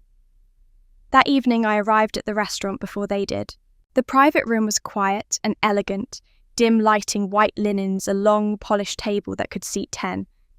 I asked the staff to keep the curtain drawn between the dining room and the entrance until I signalled. Then I sat alone for a moment, gathering my breath. My reflection in the mirror looked almost like someone else tailored black suit, simple pearls, hair pulled into a smooth twist. The same leather briefcase sat beside me, the one my mother once mocked years ago, saying, "You shouldn't spend that much on something for work. You're not that kind of woman." Now it rested at my side like a quiet symbol of everything she had never believed I could be. The maitre d' knocked softly before opening the curtain just enough to speak. "Your guests have arrived, ma'am." "Let them wait," I said. 10 minutes. From the other side of the curtain, I heard the faint murmur of voices, my mother's familiar polished tone and Brian's deeper, restless one. "Do you think the CEO's a man or a woman?" my mother asked. Brian chuckled nervously. "Probably a man. Someone older. You know how these things go." "Don't say that," she whispered. "You have to stay positive. Maybe they'll offer us something permanent." "Do you think they pay well?" he said after a pause. "If it's the CEO, maybe we could negotiate." She laughed lightly. "If we play this right, they might promote us faster than you think. You're a Davis, Brian. You just have to remind them of your worth." I leaned back in my chair, the sound of their voices threading through the curtain like ghosts from another life. The same tone of entitlement wrapped in self-pity. I waited until I heard the waiter pour water and step away before I gave the signal. The curtain parted. Their conversation stopped instantly. Carol's smile froze mid-sentence as her eyes fell on me sitting at the head of the table. Brian frowned, confusion flickering across his face, as if he'd seen a stranger who felt oddly familiar. "Good evening," I said, standing slowly. "Thank you for coming." My mother blinked, her lips parting slightly. I'm sorry, are we early? We're here for the meeting with the CEO. You're right on time." I closed the briefcase and set it neatly on the table. "Please, sit." They obeyed, hesitantly, exchanging a confused glance. I didn't sit yet. I wanted them to see me fully, the posture, the composure, the authority that came not from arrogance, but from survival. "I believe we have a few things to discuss," I began, my tone calm, deliberate. "But before we talk about the future, let's revisit the past. Do you know who I am?" Brian looked uncomfortable. "I'm sorry, have we met?" My mother stared longer, her brow furrowing. "You look familiar. Do I asked. I removed my glasses slowly, letting the silence stretch. "It's been almost 2 years since you last saw me. Though, to be fair, you didn't really look at me then either." Something in my voice must have struck her because she inhaled sharply. "Megan," she whispered. I smiled faintly. "Welcome to my table." "Finally, after 36 years, you're actually looking at me and seeing me." Her hand flew to her mouth, eyes wide. Brian sat rigid, colour draining from his face. "You," he stammered. "You're the CEO I am," I said simply. "Meditech Solutions. The same company whose letterhead invited you here. The same company that signed your paychecks for the past few weeks." My mother's expression flickered between disbelief and embarrassment. "You own this?" I nodded once. "Built it from nothing. While you were telling me to be realistic." Silence fell thick and heavy. I wanted to see what kind of people would walk into my company without knowing whose hands they were shaking. I continued. "I wondered if time had changed you. If losing everything might have taught you something about humility." Brian's mouth opened, then closed. My mother finally spoke, voice trembling. "Megan, we didn't know. We thought that I'd still be the same person you left behind." I finished. "The one begging for help you refused to give." Her face crumpled slightly, but I didn't look away. "Do you remember?" I said softly, telling me you couldn't afford my surgery while planning Brighton's second honeymoon. "Megan, that's not fair." "No," I interrupted. "What wasn't fair was watching my own mother teach me what it feels like to be invisible. What wasn't fair was having to rely on strangers to keep me alive while you spent $200,000 pretending we were a family worth envying." She flinched, eyes darting to the waiter who lingered near the door, uncertain. I gestured subtly for him to leave us alone. "Megan, please," she said, voice breaking now. "We were wrong. We didn't realise how bad it was for you. You thought I'd survive without you." "And you were right," I said evenly. I did. No one spoke after that. The silence filled every corner of the room, until even the clinking of glasses outside seemed distant. Then, slowly I sat down, folding my hands neatly on the table. "You wanted a meeting with the CEO," I said quietly. "Well, here I am." Their faces were pale, stunned, and full of something that looked a lot like fear. And as I looked at them across the long white tablecloth, I felt a calm satisfaction settle deep in my chest. Not revenge, not even anger, just the quiet power of truth finally standing where lies used to live. The look on their faces that was worth every moment of pain they caused me. But satisfaction was fleeting. What replaced it wasn't triumph, it was something heavier. The silence between us felt like a lifetime pressed into a single moment, too full of everything that had gone unsaid for 36 years. My mother was the first to speak. "Megan," she whispered, her voice trembling, "I don't even know what to say." "You could start with the truth," I said quietly. Her hands twisted the napkin in front of her until it tore slightly. "We made mistakes," she began carefully. "But we didn't mean to hurt you. You were always so independent. You never wanted us to interfere. We thought, stop," I said softly. "You thought wrong." She blinked, startled by the calmness in my tone. "I was your daughter, Mum. I was lying in a hospital bed waiting for open-heart surgery, terrified I wouldn't wake up. And you know how many people were there?" I paused, letting the words hang between us. "None. Not you, not Brian, no one." Brian shifted in his seat, looking uncomfortable. "You can't keep holding that over us," he muttered. I turned to him. "Holding it over you? I'm just telling you what happened 8 hours on an operating table, my chest literally open, and not a single message, not one call, not even a text asking if I survived." My mother's eyes darted to the tablecloth. "We didn't know what to say," she murmured. "You'd always pushed us away, Megan. You left home, you didn't tell us much about your life. We thought you preferred being alone. I felt the familiar ache rise in my throat, the one that came whenever she twisted the story, until she could live with it. That's not true, I said. I asked for help. I begged for it. I called you before the surgery. I asked you to stand by me, and you said you couldn't afford it. And then, a week later, you helped Brian plan his second honeymoon. Her mouth opened and closed, but no words came. I spent that night wondering if I'd wake up, I continued. And when I did, the first thing I saw were flowers from strangers. People who didn't owe me anything. They filled my room with cards and hope and kindness. And do you know what I didn't see? A single sign that my family cared whether I lived or died.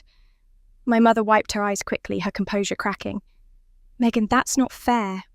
We thought. I leaned forward slightly. You thought I'd survive.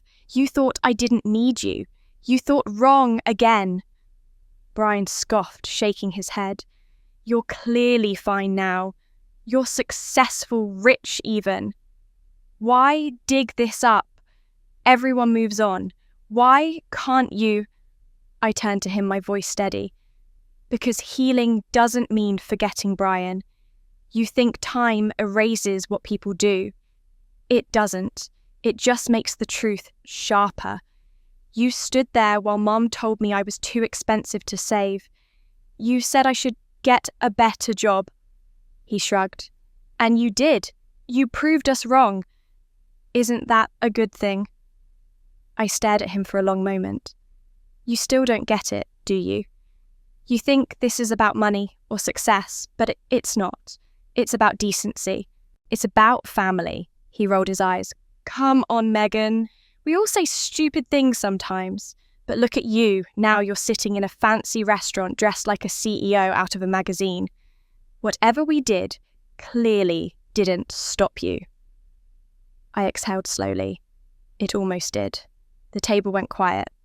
You don't know what it's like to wonder if you're worth saving, I said softly. To lie there counting the reasons your family might care enough to show up and realizing you've run out of them.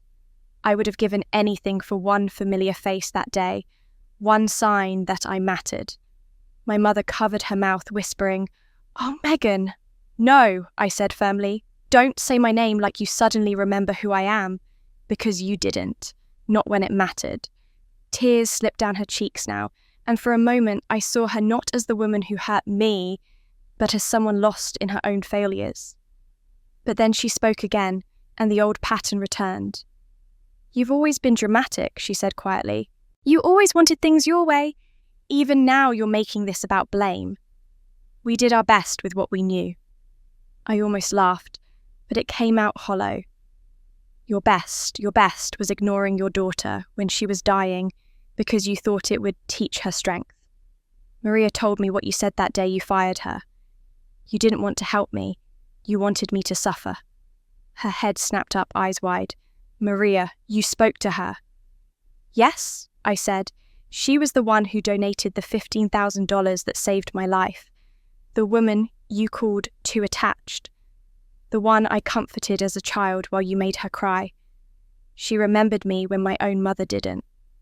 For the first time that night, my mother had no response.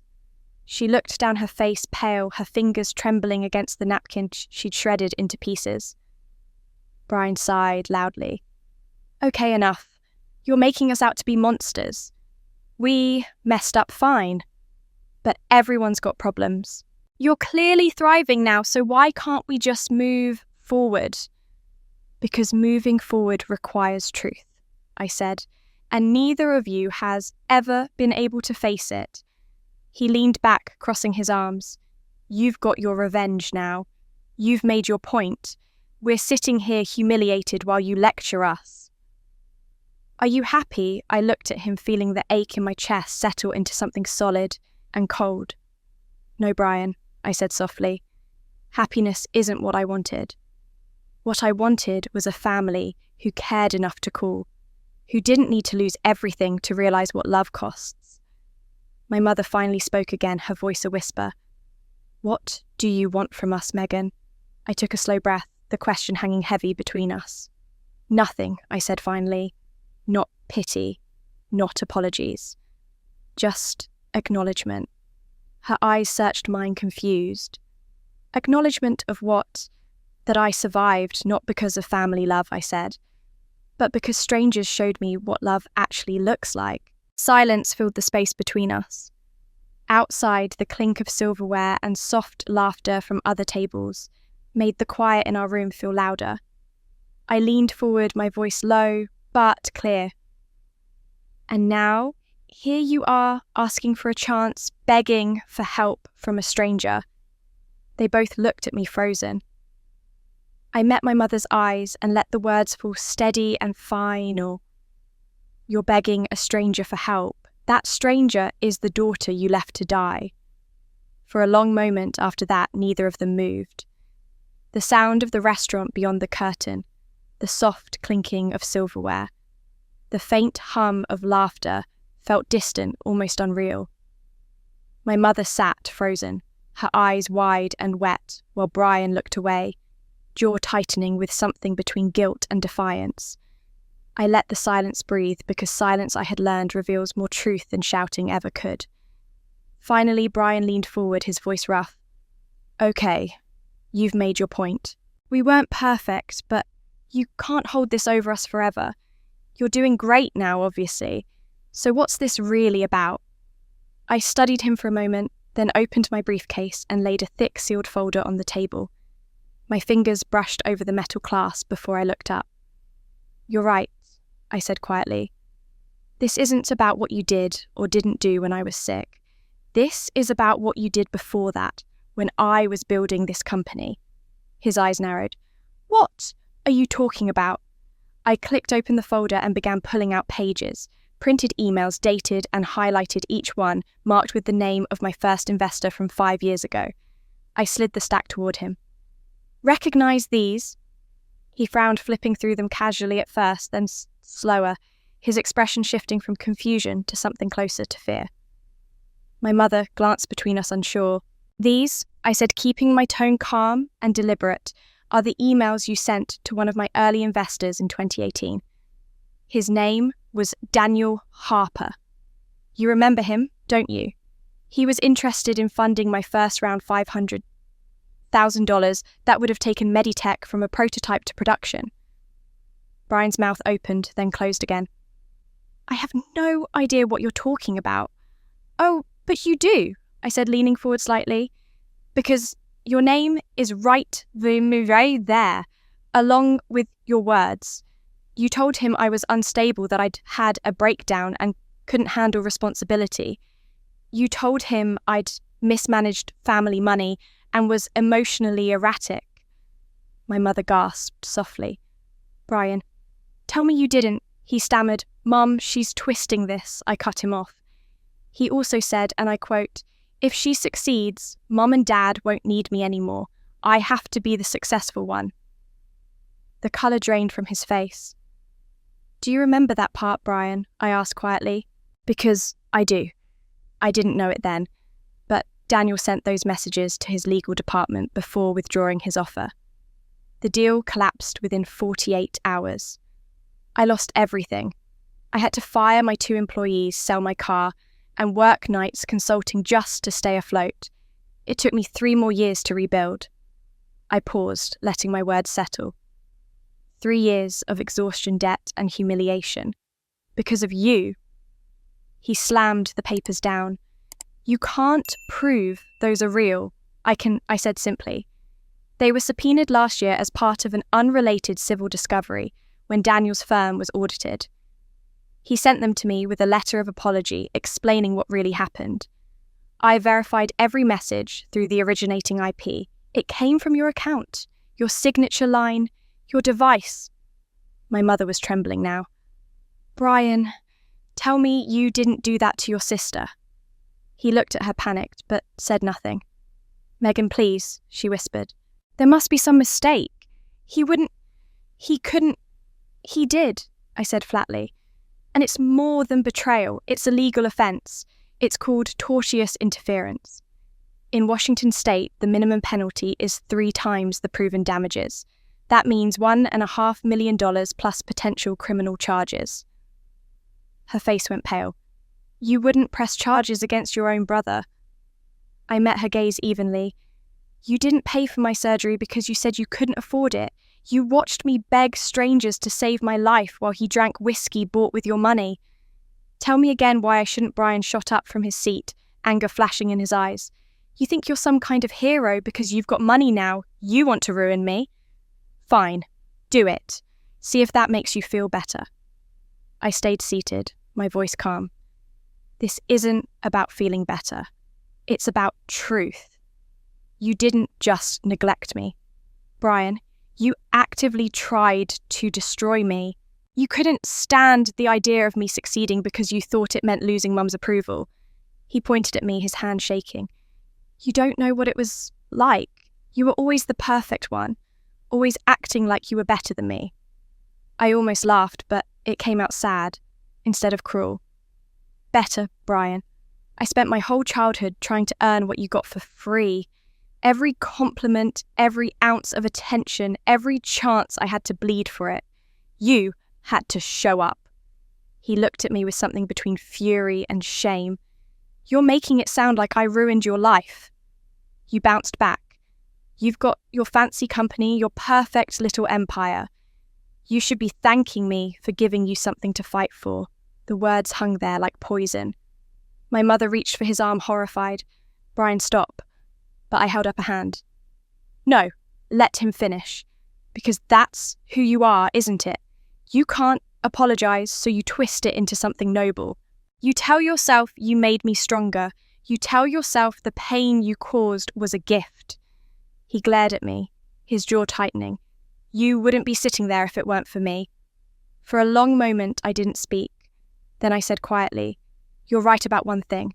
I am sitting here because of what you did, but not because it helped me, because I survived it. That's the difference. My mother's tears came freely now. Please, Megan, she whispered. He's still your brother. I turned my eyes to her. And I was still your daughter when you turned your back on me. But that didn't stop you. She flinched. The waiter slipped into the room briefly, sensing tension, and I waved him away with a polite smile. When the door closed again, I gathered the papers back into the folder and locked it. I don't need to press charges, I said finally. Not yet. I didn't invite you here to humiliate you. I wanted to see if you changed, if there was even a trace of remorse. But you're still the same people who made sure I learned what abandonment feels like. I rose from the table slowly, deliberately. You didn't just steal money, Brian. You stole 3 years of my life. And I have proof. The words hung heavy in the air, sharp enough to cut through the silence that followed. My mother sat pale and trembling, Brian's anger simmering just below the surface. I had expected resistance, maybe even denial, but not the quiet dread that now filled the room. That dread told me something else was still buried, something deeper than what I'd already uncovered. I didn't have to wait long. My mother's hands were shaking as she reached for her glass of water. The movement was small, but I saw it the way her fingers trembled so violently she had to set it down before it spilled. Megan, she said softly, her voice breaking, please stop this. You don't understand everything. I turned toward her, my voice even. Then, make me understand. She looked between us, her lips trembling. You've had your say. You've punished us enough. I can't keep this in anymore. Brian frowned. Mum, don't. She cut him off, her tone suddenly sharp. Be quiet, Brian. You've done enough damage. She turned back to me, tears gathering in her eyes. There's something I should have told you years ago. About your father. My heart lurched. What about him? She clasped her hands together tightly, staring down at them, as if afraid to meet my gaze. When your father passed away, he left something behind, a will. I felt my breath hitch. A will? Yes, her voice was almost a whisper. A handwritten one, a holographic will. It was legal in Washington. He wrote it 2 weeks before he died. I stared at her, the words struggling to register. You told us there wasn't one. I know. The confession landed like a blow. I could still remember that day vividly, me 24 standing in the lawyer's office beside Brian, while my mother explained that Dad hadn't left any formal documents that everything would be split equally. I'd accepted it because back then I still trusted her. "Why would you lie about something like that?" I asked quietly. She pressed a trembling hand to her forehead. "Because I was afraid. The will." She stopped swallowing hard. "It didn't divide things equally. Your father left you 60% of his assets and Brian 40. He said it was based on merit, on responsibility. He wanted to reward the one he trusted to do good with it." I froze, my pulse pounding in my ears. "He left me more." "Yes." Her voice cracked. "You were always careful, dependable. He knew you'd use it wisely. But You what?" She wiped at her eyes. "I didn't think it was fair." Brian was struggling. He'd just lost his job. He had debts, and I thought, what kind of mother chooses one child over another? I wanted to protect both of you. My chest tightened. "So you hid it?" She nodded slowly. I took the will from the drawer in his study before the lawyer arrived. I told everyone he hadn't written one. I put it in my safe. I thought I was doing the right thing. For a long time, I couldn't speak. My father's handwriting had been neat and deliberate. He'd always said that fairness wasn't about being equal, it was about being just. And now I knew he had trusted me to carry that legacy forward, and she had buried it. "How much did you take?" I asked, my voice barely audible. She hesitated, then whispered, "Your share would have been around $320,000. I used most of it to pay off Brian's debts." My head spun. "You stole my inheritance. You used my money to bail him out." "I was keeping the family together," she said quickly. "You were always so independent, and I was terrified you'd leave us for good if you knew your father valued you more. I thought if I could balance things, we'd stay close." I stared at her disbelief giving way to fury so quiet it almost frightened me. "You controlled me through lies. You let me struggle for years while you held on to the one thing Dad left me to make my life easier." Tears streamed down her face now. "I just wanted us to stay a family." "You have to understand." "No," I said, cutting her off. "I don't have to understand. You didn't do this for love. You did this to control me, to make sure I never realized I was worth more than the scraps you gave me." Brian's face had gone pale. "Mum, this can't be true," he said weakly. She looked at him with a bitter smile. "It is. You were drowning in debt and I couldn't watch you fall apart. I told myself I was fixing things. I didn't know it would come back like this." I took a slow breath, forcing myself to stay calm. "Do you even realize what you did, Mum? Concealing a will isn't just wrong, it's illegal. Under Washington state law, it's a felony, 5 to 10 years in prison. And the statute of limitations hasn't expired." Her eyes widened, horror flashing across her face. "Prison?" "Yes," I said coldly. "If I wanted to, I could report it tomorrow. The will still exists, doesn't it? Hidden in your safe." She hesitated, then nodded faintly. "Yes, then you've been committing a felony for 12 years. Her hands flew to her mouth. "I didn't mean to." I stood pacing slowly around the table. The air between us charged with everything she'd never thought I'd find out. "You let me think Dad died without saying goodbye properly. You made me believe he didn't care enough to plan for me. But he did. He trusted me more than either of you ever did. And you buried that trust along with him." She sobbed quietly, shaking her head. "I was just trying to keep you close. I thought if you had more money, you'd leave and never look back.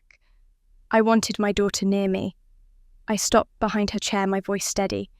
"So, you stole my inheritance, betrayed Dad's final wishes, and committed a felony all to keep me close." Her eyes lifted to meet mine, full of desperation. "Yes," she whispered, "because I loved you." I leaned forward slightly, my tone low, measured and cold. "That's not love, Mum. That's prison." The words hung in the air, sharp and final. She gasped softly, a sound of realization more than shock, as if she was hearing for the first time the weight of what she'd done. Brian sat silent beside her, staring at the table. His jaw clenched.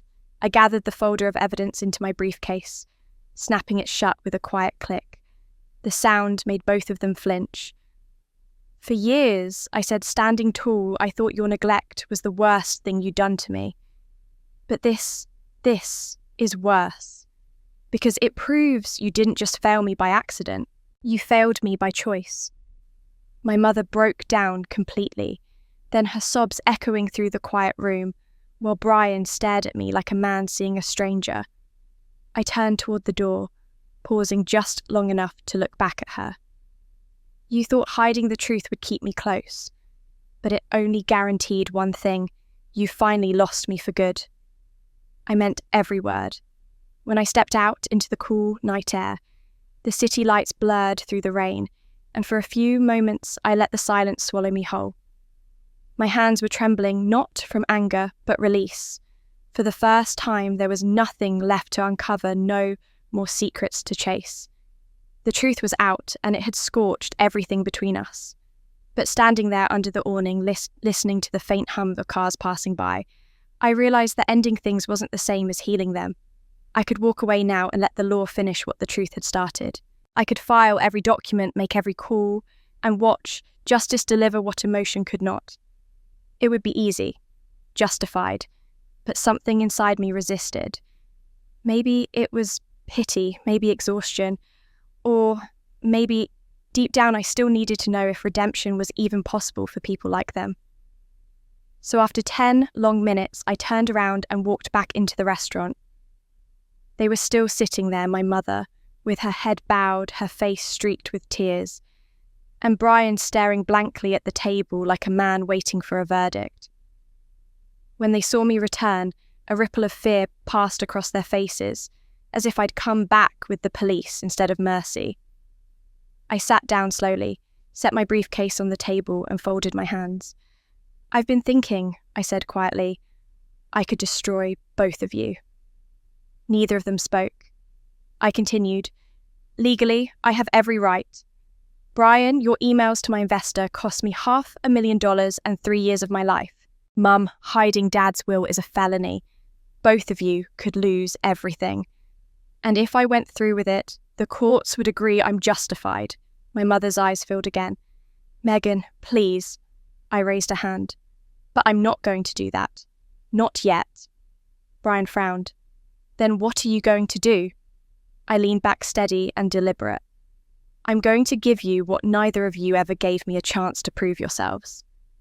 They exchanged a confused glance. "I'm offering a choice," I said. "You can both face prosecution, Brian, a $1.5 million lawsuit, and potential jail time.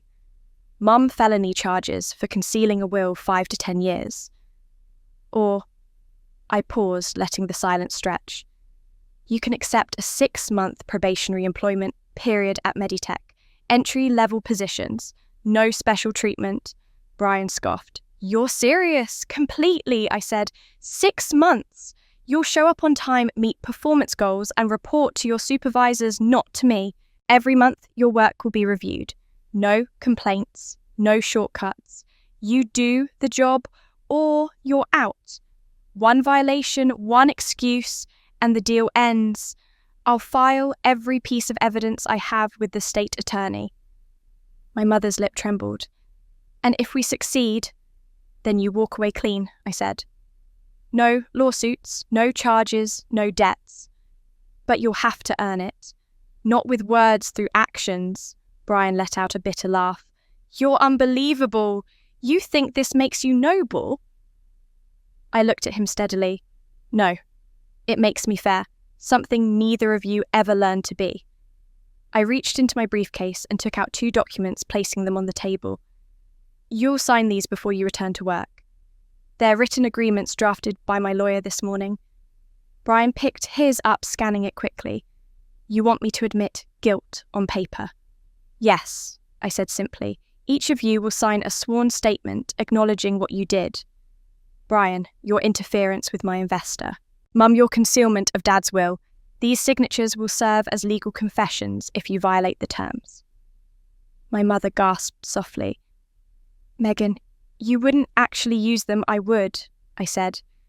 Because mercy without accountability is just permission to hurt people again. The room fell silent. Even the sound of plates clinking outside seemed to fade. After a long moment, my mother whispered, 6 months. Yes, I said. You think we can change that much in 6 months? I don't know, I replied. That's what this is for, to find out. Brian leaned back, crossing his arms. You really want to see us scrubbing floors while you play boss? I smiled faintly. No, Brian, I want to see you working. That's the difference. He opened his mouth to argue, but my mother stopped him, her hand trembling as she reached for the pen beside the check. I'll do it, she said quietly. If this is what it takes to make things right, I'll do it. She signed first, her signature looping shakily across the page. Then she slid the pen toward Brian. For a moment, I thought he'd refuse. But something in his face shifted, resignation maybe. He signed, pressing the pen down so hard the ink bled through. I folded the papers, carefully placed them back into the briefcase, and locked it with a quiet click. Your trial period starts Monday, 8 a.m. sharp. Report to HR. And remember, this isn't charity. It's an opportunity to prove you're capable of decency. My mother nodded slowly. Thank you, she whispered. I looked at her, my voice soft but steady. Don't thank me yet. I'm not saving you. I'm testing you. As I rose from the table, I glanced back one last time. My mother looked small in her chair, eyes full of both shame and faint hope. Brian looked angry, but not defiant, just tired. Maybe that was a start. I lifted my briefcase straight into my jacket and said, This isn't about the job. This is about whether you have any character worth saving. Those words echoed in my mind for days afterward, long after the ink on their signatures had dried. When Monday morning came, I stood in my office early, watching the grey Seattle light spill through the blinds, and wondered whether I had made a mistake. Mercy is a fragile thing. It feels noble when spoken aloud, but in practice, it's messy, uncertain, full of risks. I didn't tell anyone in upper management about who they really were. To everyone else at Meditech, Carol and Brian were just 2 new hires, a middle-aged receptionist trying to rebuild after personal loss and a warehouse worker looking for stability. That anonymity was part of the test. They had 6 months to show the world who they could be without manipulation or pity. The first week was exactly what I expected. Awkward smiles, strained politeness, and quiet resentment. Brian stumbled through training sessions visibly irritated at having to follow instructions from supervisors younger than him. Carol struggled with the office software, her once confident tone softening into hesitant questions. It wasn't cruelty to watch them struggle, it was balance. Life had finally forced them to meet the version of themselves they had spent years avoiding. But something began to shift in the second week. On a Tuesday afternoon, I received a report from the warehouse supervisor, Jake, about an incident with Brian. My first reaction was disappointment. The note read, "Employee argued about procedure during audit, became defensive when corrected." I braced for the familiar pattern blame excuses entitlement. But then in smaller handwriting at the bottom, Jake had added, he came back after hours to redo the entire inventory, apologised to the team, said he wanted to get it right. I stared at the note for a long time. It wasn't dramatic redemption, just a small act of humility. But coming from Brian, it was a kind of miracle. Later that night, I reviewed the warehouse footage, more out of habit than suspicion. The clock read nearly midnight. The space was empty except for one figure, Brian, moving through the aisle's clipboard in hand, scanning each crate with slow, careful precision. At one point, he leaned against a pallet, wiped his forehead and muttered something to himself before going back to work. No one was watching. No one would have known if he'd left. For the first time, I didn't recognise my brother in that image. 2 days later, I received a similar report about my mother. She'd been assigned to handle incoming calls at the reception desk when a customer stormed in, furious over a shipment delay. The man had shouted, slammed his hand on the counter, called her names I don't even want to repeat. Normally, Carol would have matched fire with fire, snapped back, played the victim, blamed someone else. But according to the report from HR, she didn't. She took a slow breath, listened, apologised for the company's mistake, and promised to help. When the man finally left, still angry, but calmer, one of the younger receptionists, a girl barely 20, started crying in the break room. My mother had been the one to find her, bring her tissues, and tell her that sometimes people lash out because they're scared, not because they're cruel.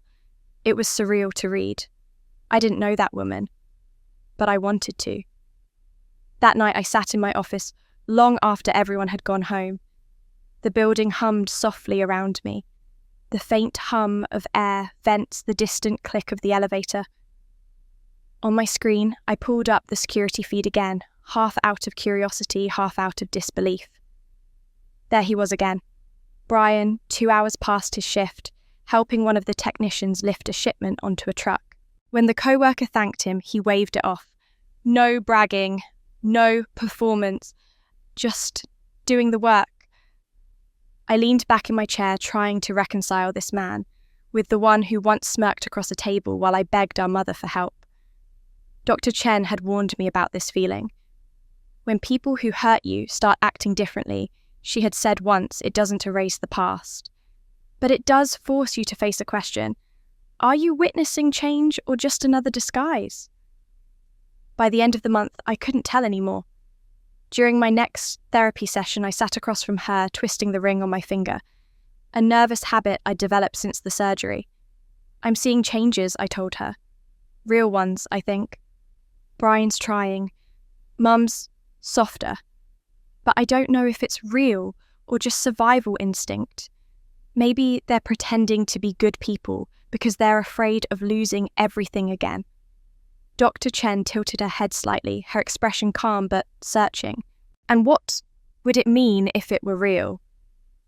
I hesitated, that I'd have to forgive them. She nodded slowly. And are you ready for that? I shook my head. No, I don't think I'll ever be ready.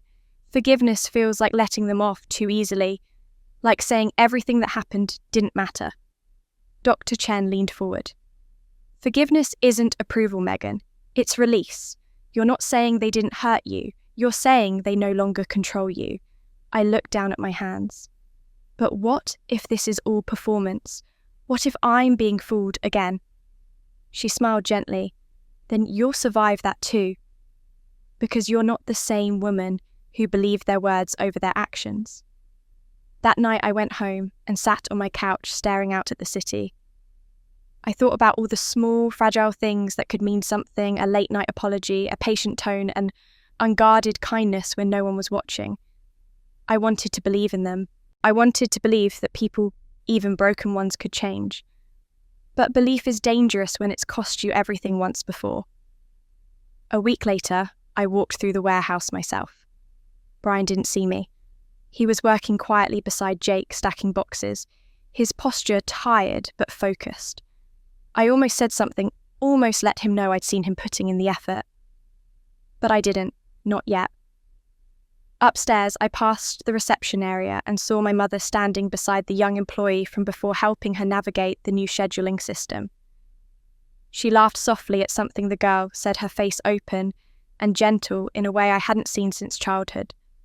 For a fleeting moment, I saw what our family might have been: 3 people who cared for each other without fear, without manipulation, without guilt. Then the moment passed. That night, I wrote in my journal, maybe people can change, but can I trust that change? Or am I being fooled again? I closed the notebook and sat quietly in my living room, the late afternoon sunlight falling across the rug in soft stripes. My thoughts wouldn't settle. For days, I had been circling around the same question. What comes after justice? I had spent years surviving betrayal, then months watching my family stumble through their own redemption. But I still didn't know what forgiveness was supposed to feel like. The next morning, I drove to the old family storage unit I had been meaning to clear out for years. It wasn't nostalgia that brought me there, it was avoidance. I needed to do something with my hands, something physical to quiet the noise in my mind. The air inside the unit smelled faintly of cardboard and dust. Rows of boxes lined the walls, each one labelled in my father's neat handwriting. Summer 1998, Brian's trophies, Megan's school things. I started with the boxes in the back. Most were filled with forgotten relics, old holiday decorations, my high school yearbooks, a cracked photo frame. But then I found it a small, sealed envelope tucked inside a faded leather binder. My name was written on the front in that same careful handwriting I hadn't seen in more than a decade. To my strongest daughter, Megan. Open when you need guidance. For a moment, I couldn't breathe. My hands shook as I turned it over. The paper yellowed slightly with age, the seal unbroken. My father had died suddenly, a heart attack no one almost saw coming. There hadn't been time for goodbyes. No last words, no closure. But somehow, here he was waiting for me. I sat on the cold, concrete floor and opened the letter. His handwriting was steady as though written with purpose, each word deliberate. My dear Megan, if you're reading this, it means life has tested you in ways you didn't expect. And knowing you, you're probably trying to carry it all alone. You have always been the strongest of us, but strength can be a heavy burden when no one shares it. I need you to remember something. You will be tested most by the people who should love you the most. It won't be strangers who hurt you deepest. It will be family. But that pain is not yours to keep. Don't let it turn into bitterness. Don't let their pain become yours. I stopped reading for a moment, tears blurring the ink. He had known. Somehow, he had known. The letter continued. When I wrote my will, I gave you a larger share, not because I loved you more, but because I knew you would use it wisely. You were always the one who understood the difference between pride and purpose. I also knew you would be tested most. That's why I wanted to give you a foundation to stand on when the world shook beneath you. Someday, you'll understand why. I pressed the paper against my chest as if holding it closer could somehow make the words more real. He hadn't meant to create division. He had tried to prepare me for survival. All these years, I thought my family's betrayal had erased him. But now I realized he'd left behind a compass, a quiet kind of wisdom that had been waiting for me to listen. The last paragraph read, "Forgiveness doesn't erase the past, Megan. It doesn't make wrong things right. But it stops the poison from spreading into your future. Choose freedom over revenge, strength over bitterness. You carry my heart, make sure it stays whole." I sat there for a long time, letting the silence fill the room. When I finally folded the letter and slipped it back into its envelope, I felt something shift inside me, not peace exactly, but the possibility of it. Dad knew everything that would happen, and he gave me permission to choose peace. That night I placed the letter on my bedside table. I didn't tell anyone about it. It felt like it was meant only for me, a message meant to arrive exactly when it did. 2 days later, another message arrived, though this one didn't come from the past. It came from someone very much alive. When I walked into my office that morning, a small unmarked package sat on my desk. No return address, no note, just my name written in looping handwriting I didn't recognize at first. Inside the box was a neatly folded square of pale blue fabric. I knew it instantly. It was the handkerchief I had given Maria when I was 8 years old, the one she had cried into, the day my mother fired her. I had forgotten about it for decades, but she hadn't. It was pressed perfectly wrapped in tissue, as if it had been waiting for this moment. A small note was attached, written in Maria's careful handwriting. "You already repaid me." I felt tears rise before I even finished reading. My phone buzzed a minute later with a notification from the bank. A deposit had been made, $15,000, the exact amount she had once given me to save my life. The memo line read, "Returning your freedom. You owe no one now, not even me." I called her immediately. She answered on the second ring, her voice warm and calm, the same as I remembered.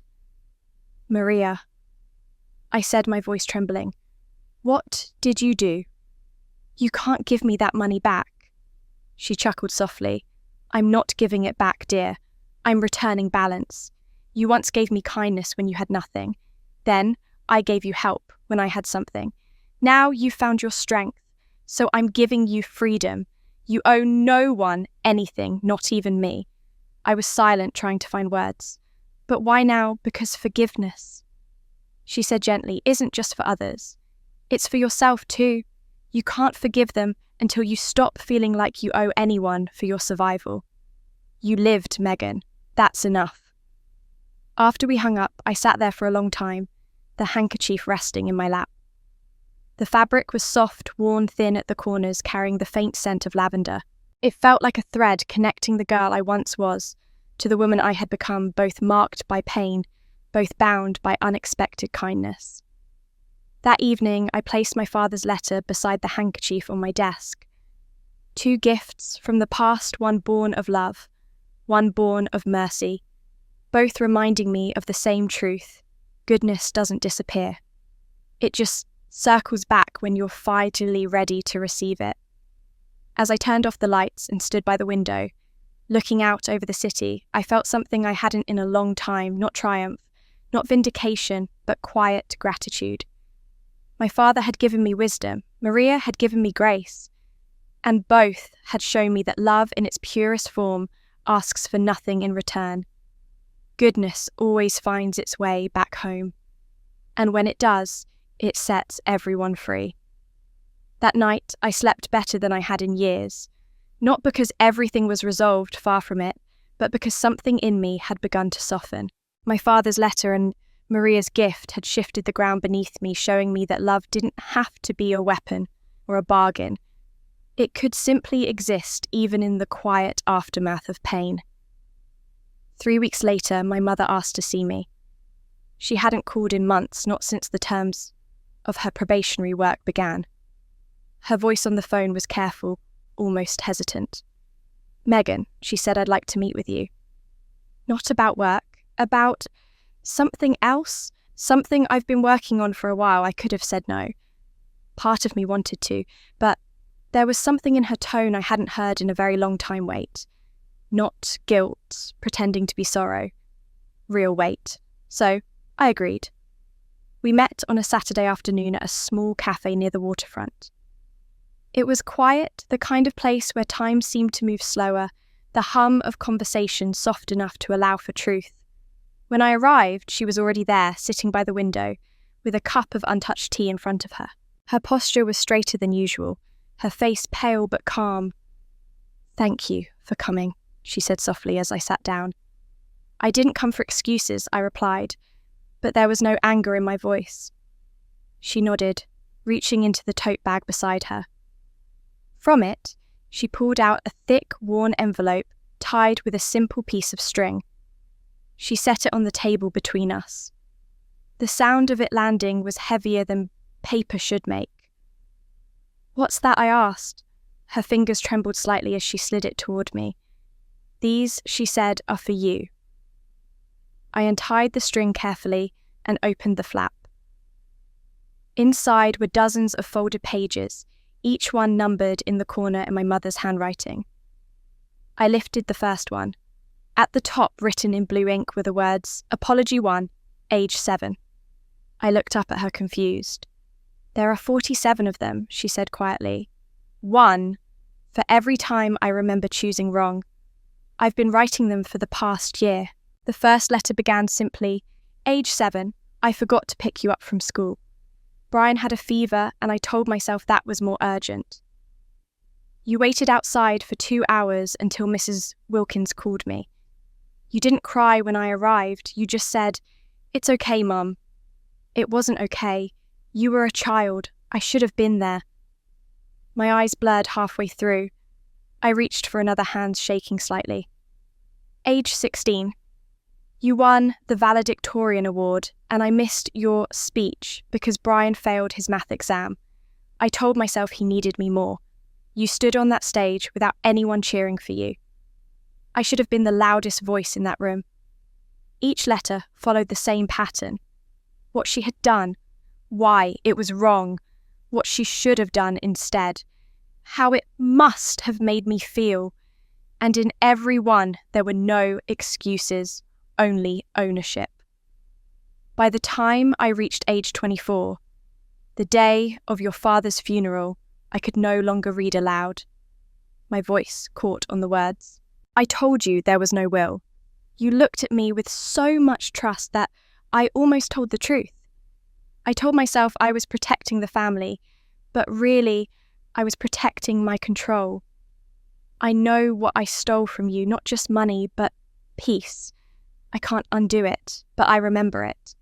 Every lie, every silence. I lowered the page slowly, unable to speak.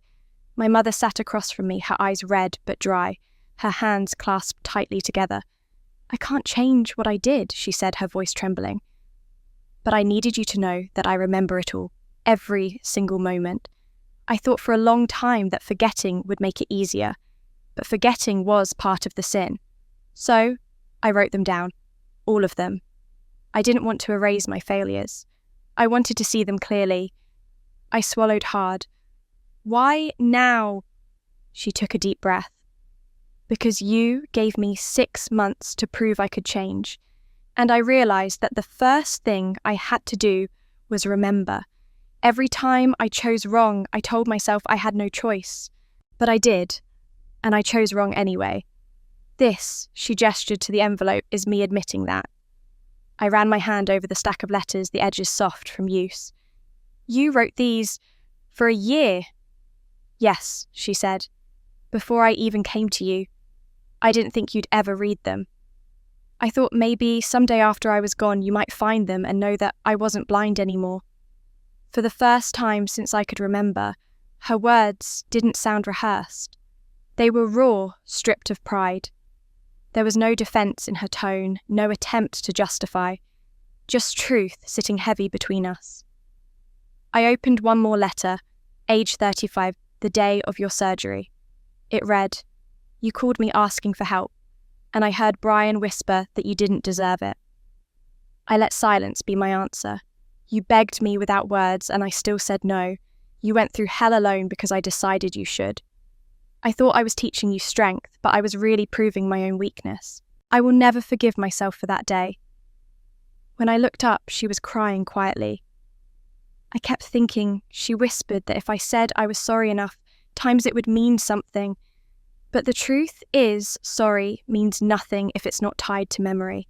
So I remembered, every single one. The cafe had grown quieter, the hum of voices fading until all I could hear was the sound of my own heartbeat. I wanted to hate her still. I wanted the anger to come back because it was easier than this unbearable ache of seeing her not as a villain, but as a woman broken by her own regret. "I don't know what to do with this," I admitted softly. "You don't have to do anything," she said. "I didn't bring these for forgiveness. I brought them so you'd know that I finally see it all the way you did. You were never invisible, Megan. I saw every wound. I just didn't have the courage to face what caused them until now." I nodded slowly, unable to speak. She reached across the table, but stopped short, her hand hovering in the space between us. "I don't expect you to take me back," she said quietly, "but I need you to know that I remember." When she left, I stayed behind, staring at the letters spread across the table. 47 small papers, each one a confession, a fragment of a lifetime of neglect turned into acknowledgement. I gathered them carefully, one by one, slipping them back into the envelope. For years, I had believed my mother simply didn't care, that she had erased every moment of cruelty from her mind without a trace. But now, as I ran my hand over the thick bundle of paper, I understood something new. She hadn't forgotten. She had carried those memories quietly, letting them rot inside her until they demanded release. Mum remembered, every single time, every wound, every abandonment. She carried them too. The weight of that realization stayed with me for days. I kept the envelope of her letters on my desk unopened since that afternoon, but I couldn't stop thinking about them. It wasn't just the apologies themselves, it was the fact that she had finally seen me, really seen me after all these years. Her remorse was painful to witness, but it was real. For the first time, I believed she might actually be capable of change. Brian was different. He hadn't spoken to me outside of work since the night of the confrontation. He kept his distance, showing up on time, completing his assignments, keeping his head down. It was almost eerie. The arrogance, the defensive charm, the sharp smirk I'd known all my life, they were gone. What remained was quiet, careful compliance. It should have satisfied me, but it didn't. It felt unfinished, like a truth waiting to surface. That truth came 2 weeks later. It was late on a Friday evening, the office nearly empty. I was reviewing quarterly reports in my glass-walled office when I saw movement outside the door. Brian stood there, hesitant, holding something in his hands. For a moment, he looked like a boy again, the same uncertain boy who used to hide behind our mother's skirt. I motioned for him to come in. He closed the door behind him, but didn't sit down. His hands trembled as he spoke. "I need to talk to you," he said. I nodded, setting my pen aside. "All right, He took a slow breath. "Not as your employee. As your brother." Something in his voice made me sit up straighter. "I've been trying to figure out how to start this," he continued. "But there's no good way, so I'll just say it." He took another step forward, then another, until he stood directly across from my desk. Then, before I could stop him, he sank to his knees. "Brian, please," he said, his voice cracking. "Let me say this. I need you to hear it." The sight of him kneeling there, head bowed, hit me harder than I expected. For years, I had imagined this moment, the day he'd admit what he'd done, the day he'd finally feel the weight of it. But now that it was happening, there was no triumph in it, only sorrow. "I wasn't just jealous of you," he said quietly. "I was terrified of you." I stared at him, unsure how to respond. "You were always smarter, stronger, better at everything." He went on, his voice trembling. "I knew it even when we were kids. You never had to try as hard as I did, and you still did everything right. And me, I was the disappointment, the screw-up, the one who couldn't do anything without Mum fixing it." He laughed bitterly, shaking his head. "So I decided if I couldn't be better than you, I'd make sure you couldn't be better than me. That way, at least they'd still need me." My chest tightened as he spoke. "When I told that investor you were unstable, he said I knew exactly what I was doing. I wasn't drunk. I wasn't desperate. I was angry. Angry that you didn't need anyone's help. Angry that you were everything I was supposed to be." He looked up at me, then eyes red, voice breaking. "I thought, if I could make you fail, then maybe Mum and Dad would finally see me. I didn't care what it cost you. I just wanted to feel like I mattered." I felt the room tilt slightly. His words cutting deeper than I wanted to admit. "When you stopped talking to us," he continued, "when you built this company and went on without us, it hit me. You didn't need me anymore. You didn't need any of us. And suddenly I didn't know who I was." He paused, swallowing hard. "When I lost my job last year before I came here, I thought about ending it, just ending everything. Because without you to compete with, I didn't exist. My whole identity was built on being better than you. Without that, I was nothing." The confession hung in the air like a living thing. I stood slowly, unsure of what to do with the flood of emotions rising inside me, anger, grief, pity, all tangled together. "Brian?" He shook his head. "No, let me finish. You gave me this job not to humiliate me, but to test me. I know that now. And I failed at first. I thought you were waiting for me to mess up so you could prove how much better you are. But then something changed." He looked up again, his expression raw. "That night in the warehouse when I stayed late, it wasn't because I wanted credit. It was because I realized I'd never done anything without expecting something in return. For once, I just wanted to be decent. I wanted to earn it, even if no one ever saw. I pressed a hand to my chest, steadying myself. His words carried a kind of quiet honesty I hadn't heard from him before. He reached into his pocket and pulled out a folded sheet of paper, placing it on the floor in front of him. "This is my confession," he said. "I wrote down everything, the emails, the investors, the lies. You can take it to the authorities. I deserve whatever happens. I should go to jail." I stared at the paper, then at him. "Why are you giving me this?" "Because I can't live like this anymore," he said softly. "I wake up every day and see what I took from you, your trust, your peace, your time. I destroyed things I can't fix. But I'm done hiding from it. If you want to press charges, do it. If you want to hate me forever, I'll understand. But I need to be someone worth forgiving, even if you never do." Silence filled the room. Finally, I walked around the desk and stood in front of him. "Get up," I said quietly. He hesitated, then rose slowly to his feet. His face was streaked with tears, his shoulders shaking. "I don't know if I can forgive you," I said. "Not yet. Maybe not ever in the way you want. But I can see that you're trying. And that's something." He nodded, wiping his face with the back of his hand. "I don't expect forgiveness," he said. "I just don't want to be the reason this pain keeps going. I want it to stop with me." That sentence struck something deep inside me.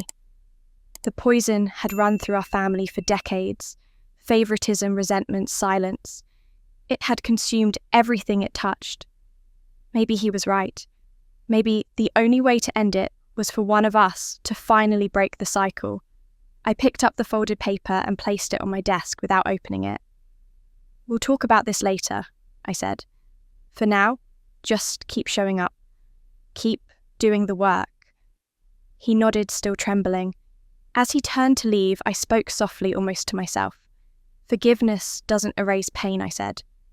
"But maybe it can stop it from spreading to the next generation." When I spoke them, I didn't realize they would echo back to me so soon. Those words were meant as closure, but in the weeks that followed, they became a quiet challenge, one the universe seemed determined to test. Life at Meditech settled into a calm rhythm. My mother showed up every morning before the doors opened, greeting employees by name, organizing files no one asked her to touch. She never mentioned the letters again, but sometimes I'd see her pause at her desk, her eyes distant as if revisiting the memories she had finally allowed herself to face. Brian, on the other hand, worked quietly in the warehouse. He stayed late, volunteered for extra shifts, kept his head down. There was no grand apology, no dramatic speeches anymore, just effort, steady, patient effort. And then the offer came. It arrived in a thick, white envelope with a silver-embossed logo, Sterling Biotech, one of the most powerful corporations in the industry. Inside was a proposal that would change everything, a $50 million acquisition offer for Meditech Solutions. They wanted full control, including our patents, our technology, and our brand. I would stay on as consultant for 1 year before stepping down entirely. When I finished reading the letter, my hands trembled slightly. $50 million. It was a number too large to truly comprehend, a sum that could buy freedom, security, and comfort for life, not only for me, but for anyone connected to me. That evening, I sat alone in my office, staring at the city lights. The reflection of the Meditech logo shimmered faintly on the glass. I thought about what that number represented every sleepless night, every rejection, every betrayal that had fueled me. All of it could now be translated into a single check, a clean slate, but also an ending. I didn't tell my family immediately. I needed time to think, but word travels fast in a company, especially one as close-knit as ours. By the next morning, my mother was waiting for me outside my office door. "Megan," she said softly, stepping in before I could respond. "I heard about the offer." I nodded, closing the folder on my desk. "I'm still considering it." She smiled, a gentle, practiced expression that I'd seen all my life. "You've built something incredible, but you've also given everything to it. Maybe it's time to rest? Sell the company, sweetheart. You deserve peace, we all do. There was something in her tone, something familiar. The same soft persuasion she used when she wanted control but called it care. This company isn't just business, Mum, I said quietly. It's my father's legacy. My work. My purpose. She tilted her head, her voice calm and coaxing. And what good is purpose if it keeps you chained? Your father wouldn't want you to spend your life burdened. Let this go. Take the money. Start over. We could all start over. That last line caught me. We could all start over. Even now, there was that small thread of self-interest woven into every plea. It wasn't malice, it was habit. Her version of love had always been tied to survival, to possession. Before I could respond, a quiet knock came at the door. Brian stood there holding a clipboard. He froze when he saw us. Brian, my mother said quickly, you've heard, haven't you? $50 million. This could change everything for all of us. He looked at her, then at me, his expression unreadable. For all of us? She nodded, stepping closer. Megan could sell. We could all finally have a new start. No more tension, no more struggling. This is the smart choice, the safe choice. He didn't speak right away. His jaw tightened. His gaze flicked to the document on my desk. Then, quietly but firmly, he said, Mum, stop. She blinked. Stop what? He stepped forward, setting the clipboard aside. This company isn't ours to decide over, it's hers. Dad left her the inheritance you took. She built this with nothing but that and her will. You can't claim a piece of what you didn't create. My mother frowned. I'm not claiming anything. I'm just saying she's earned a chance to rest. No, he interrupted, his voice rising not in anger, but conviction. You're saying what you've always said, that love means taking from her in the name of helping. You're still trying to fix things by controlling them. But this isn't ours, Mum. This is Megan's. Every late night, every sleepless year, every scar, it's hers. I watched him, speechless. There was no resentment in his tone now, no competition, just truth. He turned to me then. Megan, don't sell if you don't want to. You don't owe anyone that. Not Mum, not me, not anyone. This company. This is Dad's legacy through you. And I finally get that. He didn't pass something down for you to cash out. He gave you something to carry forward. My mother's eyes filled confusion and pride warring on her face. Brian, we're talking about $50 million. He nodded. I know exactly what we're talking about. We're talking about a chance to do what's right. Some things are worth more than money. I didn't understand that before, but I do now. Silence filled the room heavier than any argument. The same brother who once believed his worth was tied to wealth and approval was now standing between me and temptation, defending what I had built, not for gain, but for principle. My voice caught when I finally spoke. You really mean that? He nodded. I do. If you sell it, should be because it's what you want, not because it's what anyone else expects. Don't let us become the reason you lose what you fought to build. For a long moment, I couldn't answer. I just looked at him, searching his face for any trace of the boy who once tore me down to feel tall. But he wasn't there anymore.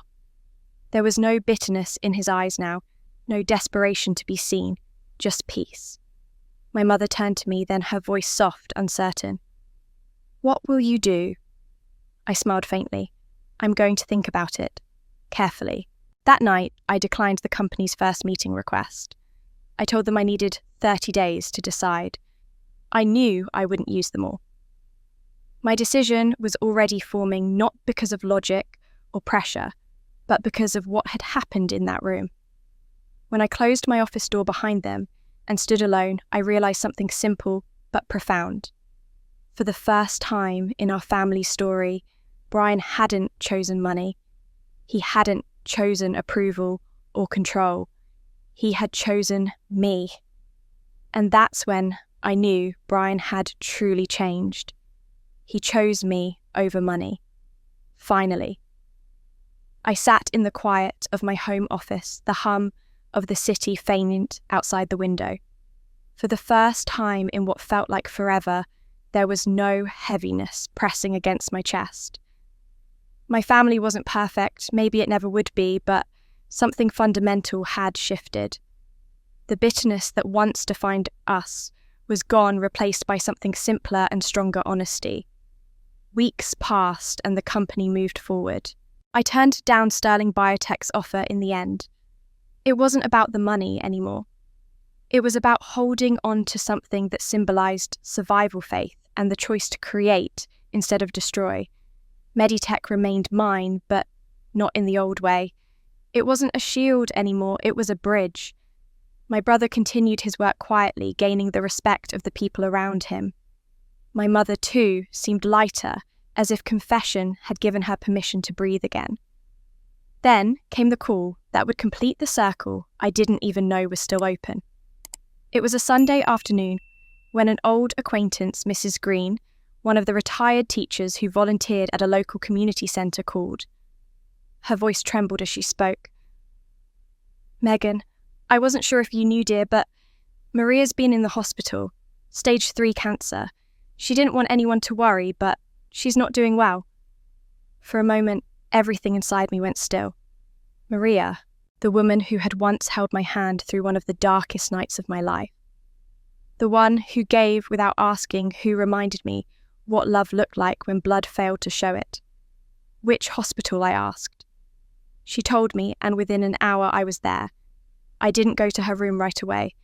I spoke first to the nurse's station, confirming what Miss Green had said. The prognosis wasn't good.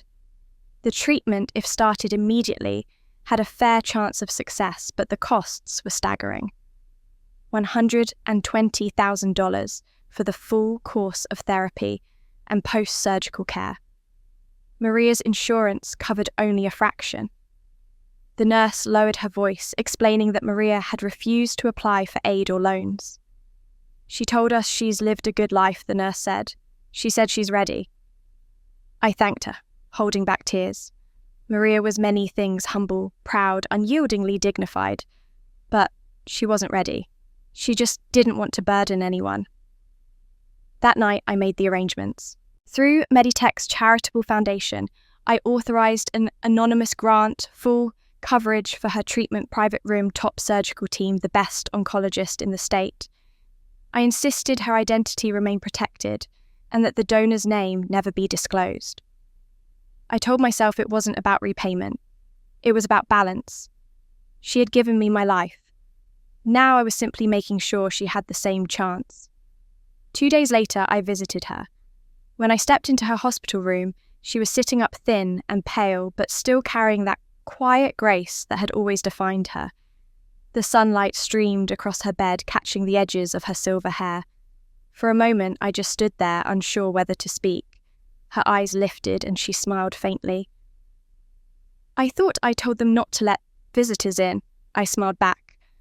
"I'm not a visitor." Recognition flickered slowly and then her eyes widened. "Oh," she whispered, "you." I moved closer, taking her hand gently. "You didn't tell anyone, Maria. You were just going to face this alone." She squeezed my hand weakly. "I didn't want to worry you, dear. You've already done so much for me.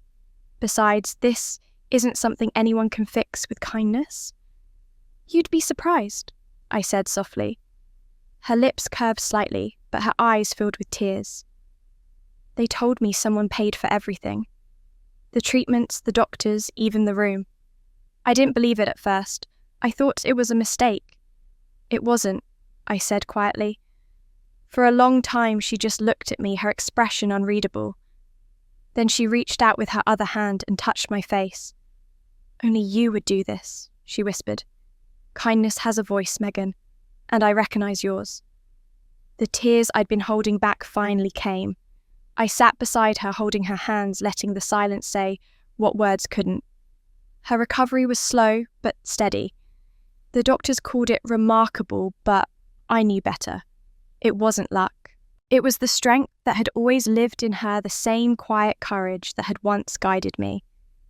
I visited often each time, finding her a little stronger, her laughter returning like sunlight after rain. One evening, as I was leaving her room, she called out softly, "Megan." I turned.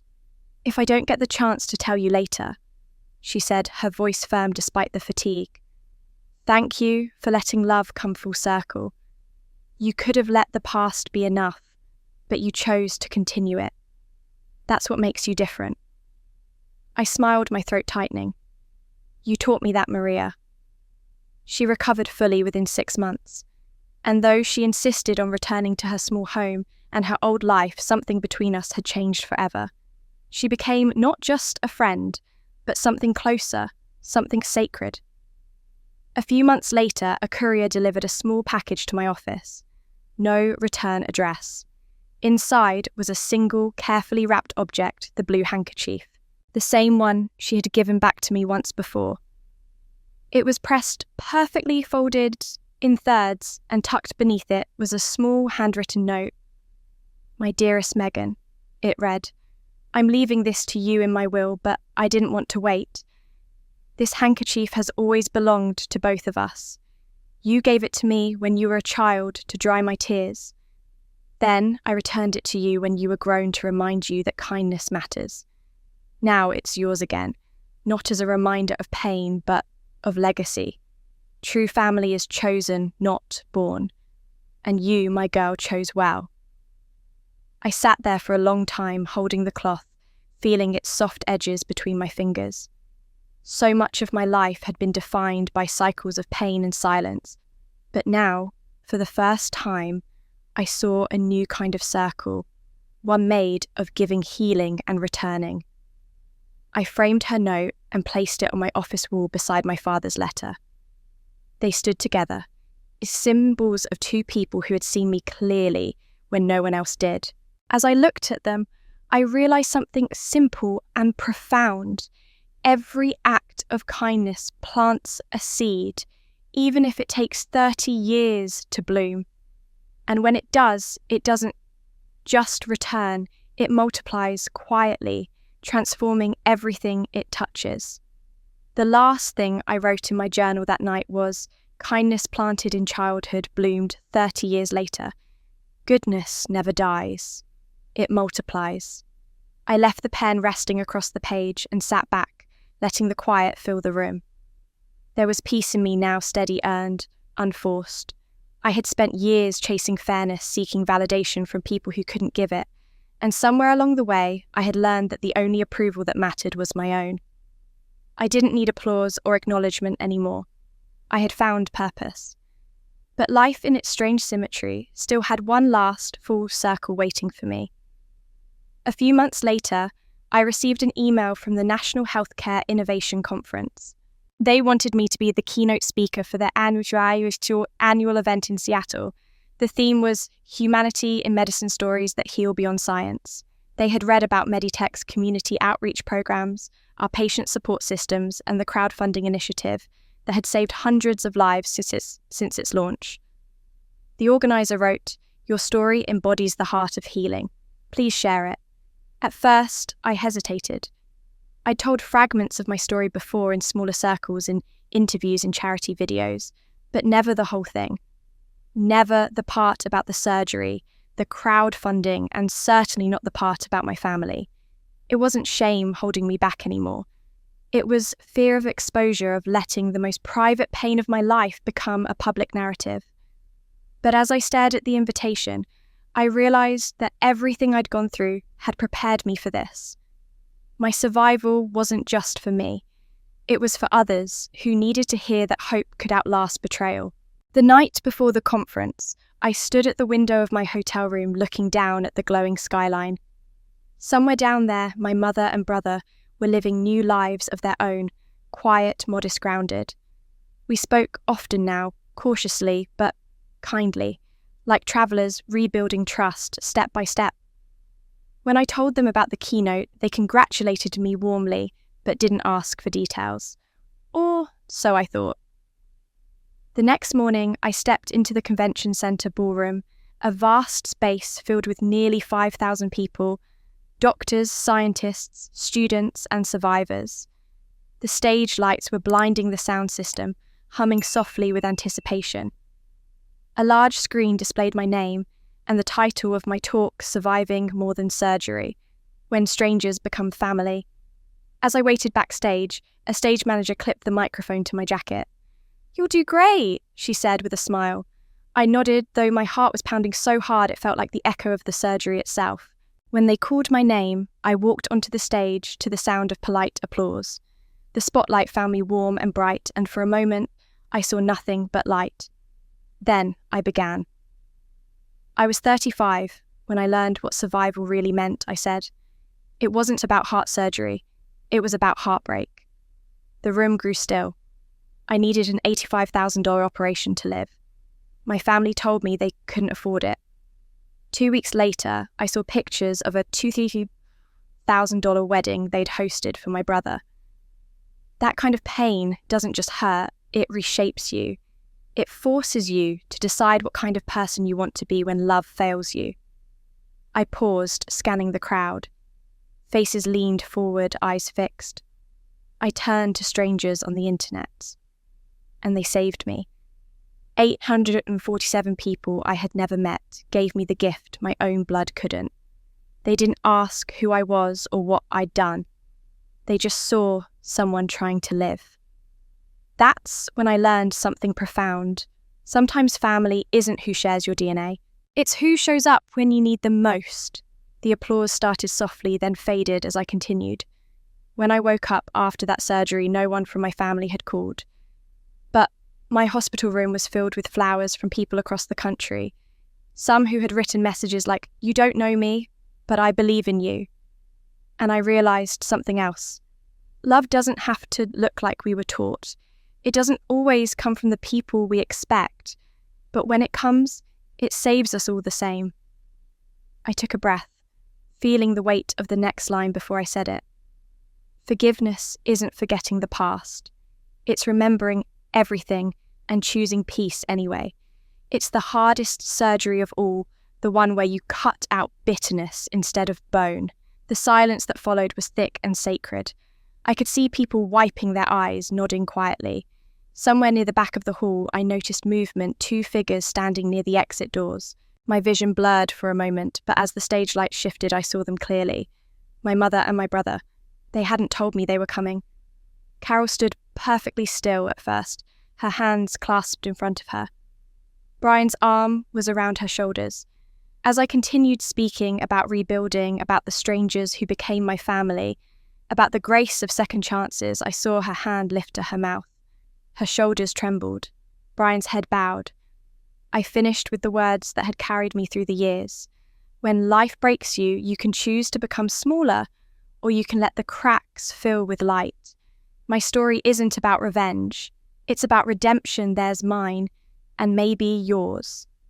Because sometimes surviving isn't just living again. It's learning to love again, even when it hurt before.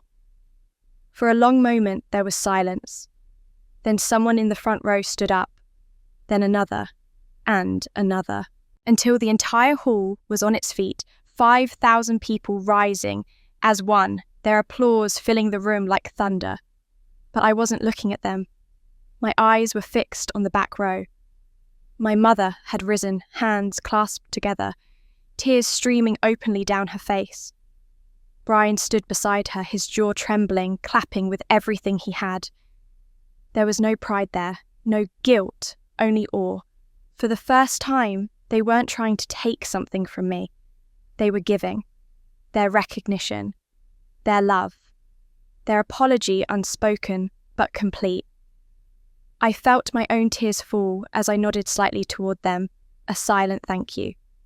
The applause went on for nearly 2 minutes, but for me, it was those 2 faces in the back that mattered most. Not the crowd, not the cameras, not the accolades. 3,000 strangers gave me a standing ovation. But the 2 people standing in back, that's who I was really speaking to. That night, when the applause had faded and the lights dimmed, I found myself sitting alone in the quiet of my hotel room. Shoes kicked off, speech papers scattered on the bed. I thought I would feel triumphant, but what I felt instead was peace, a deep, calm certainty that something inside me had finally settled. For the first time in decades, there was nothing left to prove. But closure, I realised, isn't the same as completion. The next chapter wasn't about applause or forgiveness. It was about structure, about putting the lessons of pain into action so they wouldn't repeat themselves. Redemption means nothing if it doesn't last. 2 weeks after the conference, I called a meeting, a private one. No stage lights, no audience. Just me, my mother and my brother sitting around the long oak table in the small conference room at Meditech's headquarters. It was the same room where so many of our confrontations had once begun with tension and ended in tears. But this time, the air was different. Calm, grounded. I began slowly. "It's been 6 months since we started this journey," I said, looking at each of them. "You've both completed your probationary employment, and the reviews from your supervisors are strong. You've shown up, worked hard, and for the most part stayed true to your commitments. I've watched, I've listened, and believe the changes are real." My mother folded her hands in her lap. "Thank you, Megan," she said softly. "That means more than you know." Brian nodded, but stayed quiet, his expression solemn. I took a deep breath. "But before we talk about the future, I need to be clear about something. Forgiveness isn't forgetting. It's not erasing the past or pretending it didn't happen. It's remembering everything and choosing to move forward anyway." Brian nodded. "We understand." "I know you do," I said. "That's why we're here, because now it's time to decide what comes next." I turned first to my brother. "Brian, your work in the warehouse has been consistent. You've learnt humility, and you've earned the respect of your team. That's not something anyone can fake. You've been offered an internal promotion by the operations board, and after reviewing your record, I've decided to approve it." His head lifted slightly, surprise flickering in his eyes. "A promotion?" "Yes," I said. "Effective immediately, you'll move into the role of development director.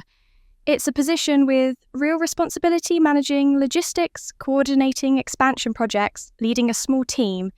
It comes with a fair salary, but it also comes with accountability." He exhaled relief and gratitude written across his face. "Megan, thank you. I won't waste it." "I know you won't," I said. Then my tone shifted firmer. "But you need to understand something else. This position is earned, not inherited. There are no automatic privileges, no guaranteed advancements. And legally, I slid a folder across the table, you have no inheritance rights to Meditech. Not now, not ever. The company remains in my control. You'll be compensated as an employee, not as family." He hesitated before nodding slowly. "That's fair. More than fair." I met his eyes. "This isn't punishment. It's balance. You took from me once, Brian. Now you're learning to build alongside me. That's all I ever wanted." He swallowed hard, his voice rough. "I understand. And for what it's worth, I'm proud to build under your leadership." I smiled faintly. That's a sentence I never thought I'd hear. Then I turned to my mother. She'd been quiet through the exchange, her gaze fixed on the folder in front of her, as if she already knew what was coming. "Mum," I began gently, "you've changed more than I thought possible. The way you've handled yourself this past half year, the compassion you've shown to the younger staff, it hasn't gone unnoticed. In fact, HR told me several employees came to you for advice about personal struggles, and you helped them. That's why I'm offering you a formal role." Her eyes widened. "A role, yes. Employee Wellness Advisor. It's a paid position, part-time, flexible hours. You'll help develop programs for mental health, work-life balance, and employee support. You'll be compensated fairly, but like Brian, you'll hold no ownership stake in Meditech. This company remains mine." Tears welled in her eyes. "Megan, I don't need a title or salary. Just being here helping, I know. I interrupted softly. But this isn't about need. It's about structure, about creating something sustainable, something healthy. You can use what you've learned, your regrets, your experience to help others. That's what this position is for. She nodded, wiping at her tears. You're giving us both a chance to make something right. I leaned back in my chair. I'm giving us all a framework where love can exist without manipulation, where forgiveness has boundaries. That's what makes it strong. We sat in silence for a while, the air thick with emotion, but not tension. The kind of silence that comes when truth has been spoken and received. Brian was the first to speak. You're not just forgiving us, he said quietly. You're leading us. I met his gaze. I'm leading all of us, myself included. Because if I don't keep structure, we'll fall back into old patterns, and I won't allow that. My mother reached across the table, her hand trembling as it rested on mine. You're wiser than your father, and I ever were, she whispered. I used to think control was cold, but now I see it can be compassion too. I nodded slowly. Control isn't cruelty, it's clarity. Mercy without boundaries isn't mercy, it's surrender. And I'm done surrendering. The meeting ended quietly. No hugs, no dramatic tears, just mutual understanding. As they stood to leave, I felt something shift inside me again, a subtle, steady certainty that this was how healing should look. Not clean, not cinematic, just honest and balanced. When the door closed behind them, I stayed a while longer, looking out over the city skyline, beyond the conference room window. The company lights reflected faintly on the glass like stars. I thought of how far we had come from pleading for survival to defining what a second chance should cost. Forgiveness had been the hardest surgery of all, but this setting the boundaries was the recovery. I wrote my final note of the day in the planner beside me. I forgave them. But I'll never forget. And I'll never give up control. That's not revenge. That's wisdom. When I closed the notebook, I didn't realise that would be the final page of the story that had defined most of my adult life. Forgiveness, boundaries, rebuilding it had all come full circle. What began as survival had become something larger, steadier, and more meaningful: peace. 2 years passed. They weren't perfect years, but they were honest ones. The scars were still there, emotional and physical, but they had softened, becoming reminders instead of open wounds. The company had grown steadily, expanding into new regions, hiring more people, and winning recognition for its employee care programs. For the first time, I ran Meditech not from a place of fear or defiance, but from confidence. It was no longer about proving I could survive without love. It was about leading with it carefully and on my own terms. Brian flourished in his role as development director. What began as a probationary assignment had become a position of true leadership. He earned respect from everyone around him, not because of his last name, but because of his performance.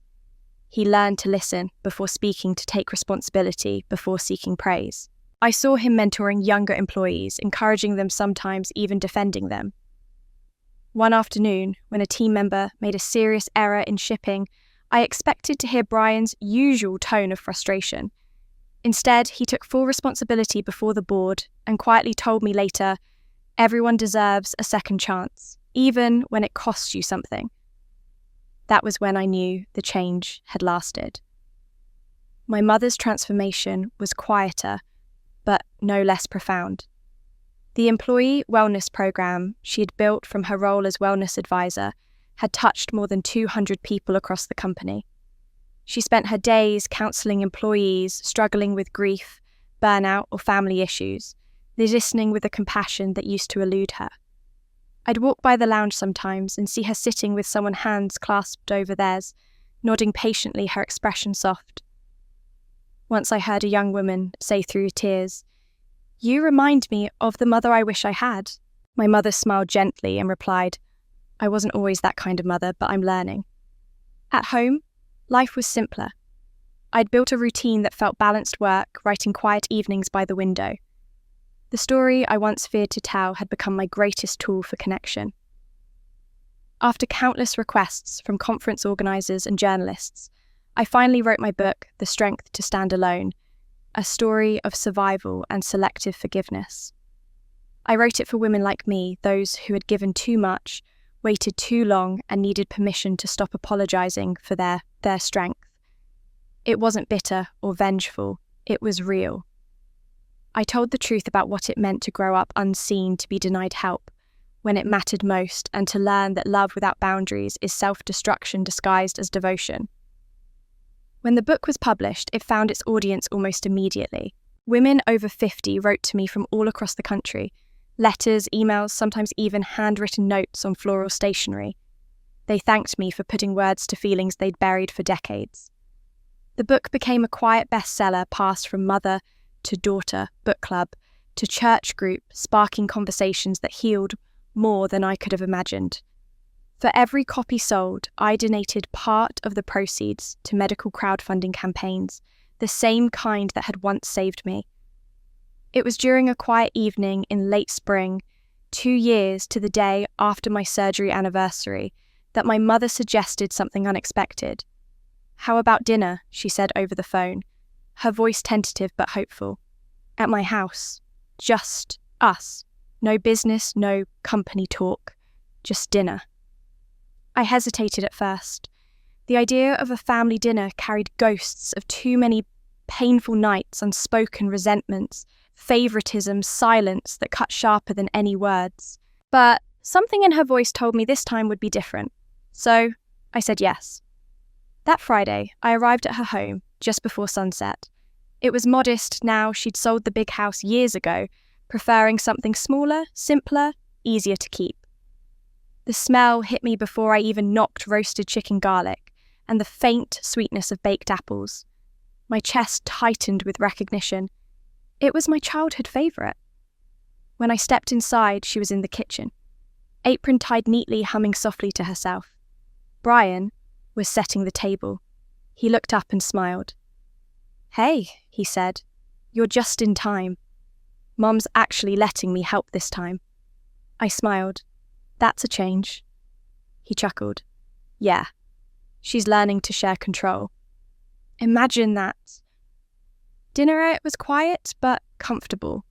No grand speeches, no forced laughter, just simple conversation, and the occasional silence that felt warm instead of heavy. My mother fussed over the food like she used to when I was little, but now there was no edge to it, no sense of performance, just care. When we finished, she brought out a small dessert apple crumble, slightly uneven, but made from scratch. I hadn't realised how much I'd missed that taste. Afterward, I stood to help with the dishes, but Brian was already there, sleeves rolled up, rinsing plates without being asked. My mother and I watched him from the table. She smiled softly. "I never thought I'd see the day," she murmured. I nodded, my throat tight with quiet emotion. "Me neither." When he finished, he joined us back at the table, drying his hands with a towel. The three of us sat there for a long time, saying nothing, just existing, in the same space without tension. It felt fragile but real, like the first steps on solid ground after years of walking through fog. Later, as I drove home, the night sky stretched wide above me, the city lights flickering like constellations. I thought about everything that had happened, the rejection, the surgery, the kindness of strangers, the long road of forgiveness. People often asked me in interviews or book signings if I regretted giving my family a second chance after everything they'd done. My answer was always the same. No, I would say, because I didn't give them a chance to change me. I gave them a chance to change themselves, and gave myself permission to heal on my own terms. That was the truth. Forgiveness hadn't weakened me. It had defined my power. Mercy, when done right, doesn't erase the past, it writes a better ending. As I pulled into my driveway, I saw the porch light shining softly against the dark. My home mine alone earned through every scar and lesson. I turned off the car, sat in the stillness for a moment, and smiled to myself.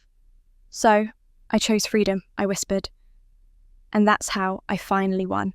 I stepped out, the cool air brushing my face, the quiet settling around me like peace itself. For the first time, I understood what victory really meant. It wasn't about triumphing over others. It was about becoming whole in their presence, proving that love, even when broken, could evolve into something unbreakable. Sometimes revenge isn't about destroying others. It's about becoming whole in front of them. And that's the ultimate victory. And that's how my story ends. Not in bitterness, but in peace. When I look back now, I understand that what I thought was the end of everything was really just the beginning of becoming myself. I spent years chasing love that had to be earned, trying to prove I was worthy of what should have been freely given. But in the end, I learned that real strength isn't about proving anything. It's about standing tall even when no one stands beside you. Forgiveness didn't make me weak. It made me free. I learned that healing isn't the same as forgetting. It's looking straight at the wound, understanding where it came from, and saying, "You don't control me anymore." It's not easy. It takes courage to set boundaries, to say no, to rebuild your own peace when others refuse to understand it. But that's the beauty of freedom. It's yours alone to define. My story began with heartbreak, rejection, and silence. It ends with clarity, compassion, and strength. To those of you watching, thank you for staying with me through every painful chapter and every hard-earned victory. My story might be personal, but it carries something universal, the reminder that even in betrayal, there's a path to dignity. For every woman who has ever felt unseen, unheard, or unloved, know this: you don't need anyone's permission to heal. You can begin again on your own terms. Now, I'd love to hear from you. Which moment in this story spoke to your heart? Was it when strangers became family, when forgiveness triumphed over resentment, or when peace finally replaced the need for revenge? Share your thoughts in the comments below. I read each and every one because your reflections give these stories life beyond my own. Every comment, every story you share reminds someone else that they're not alone in their struggle. And if this story moved you, inspired you, or simply made you pause and think, please take a moment to subscribe to the channel.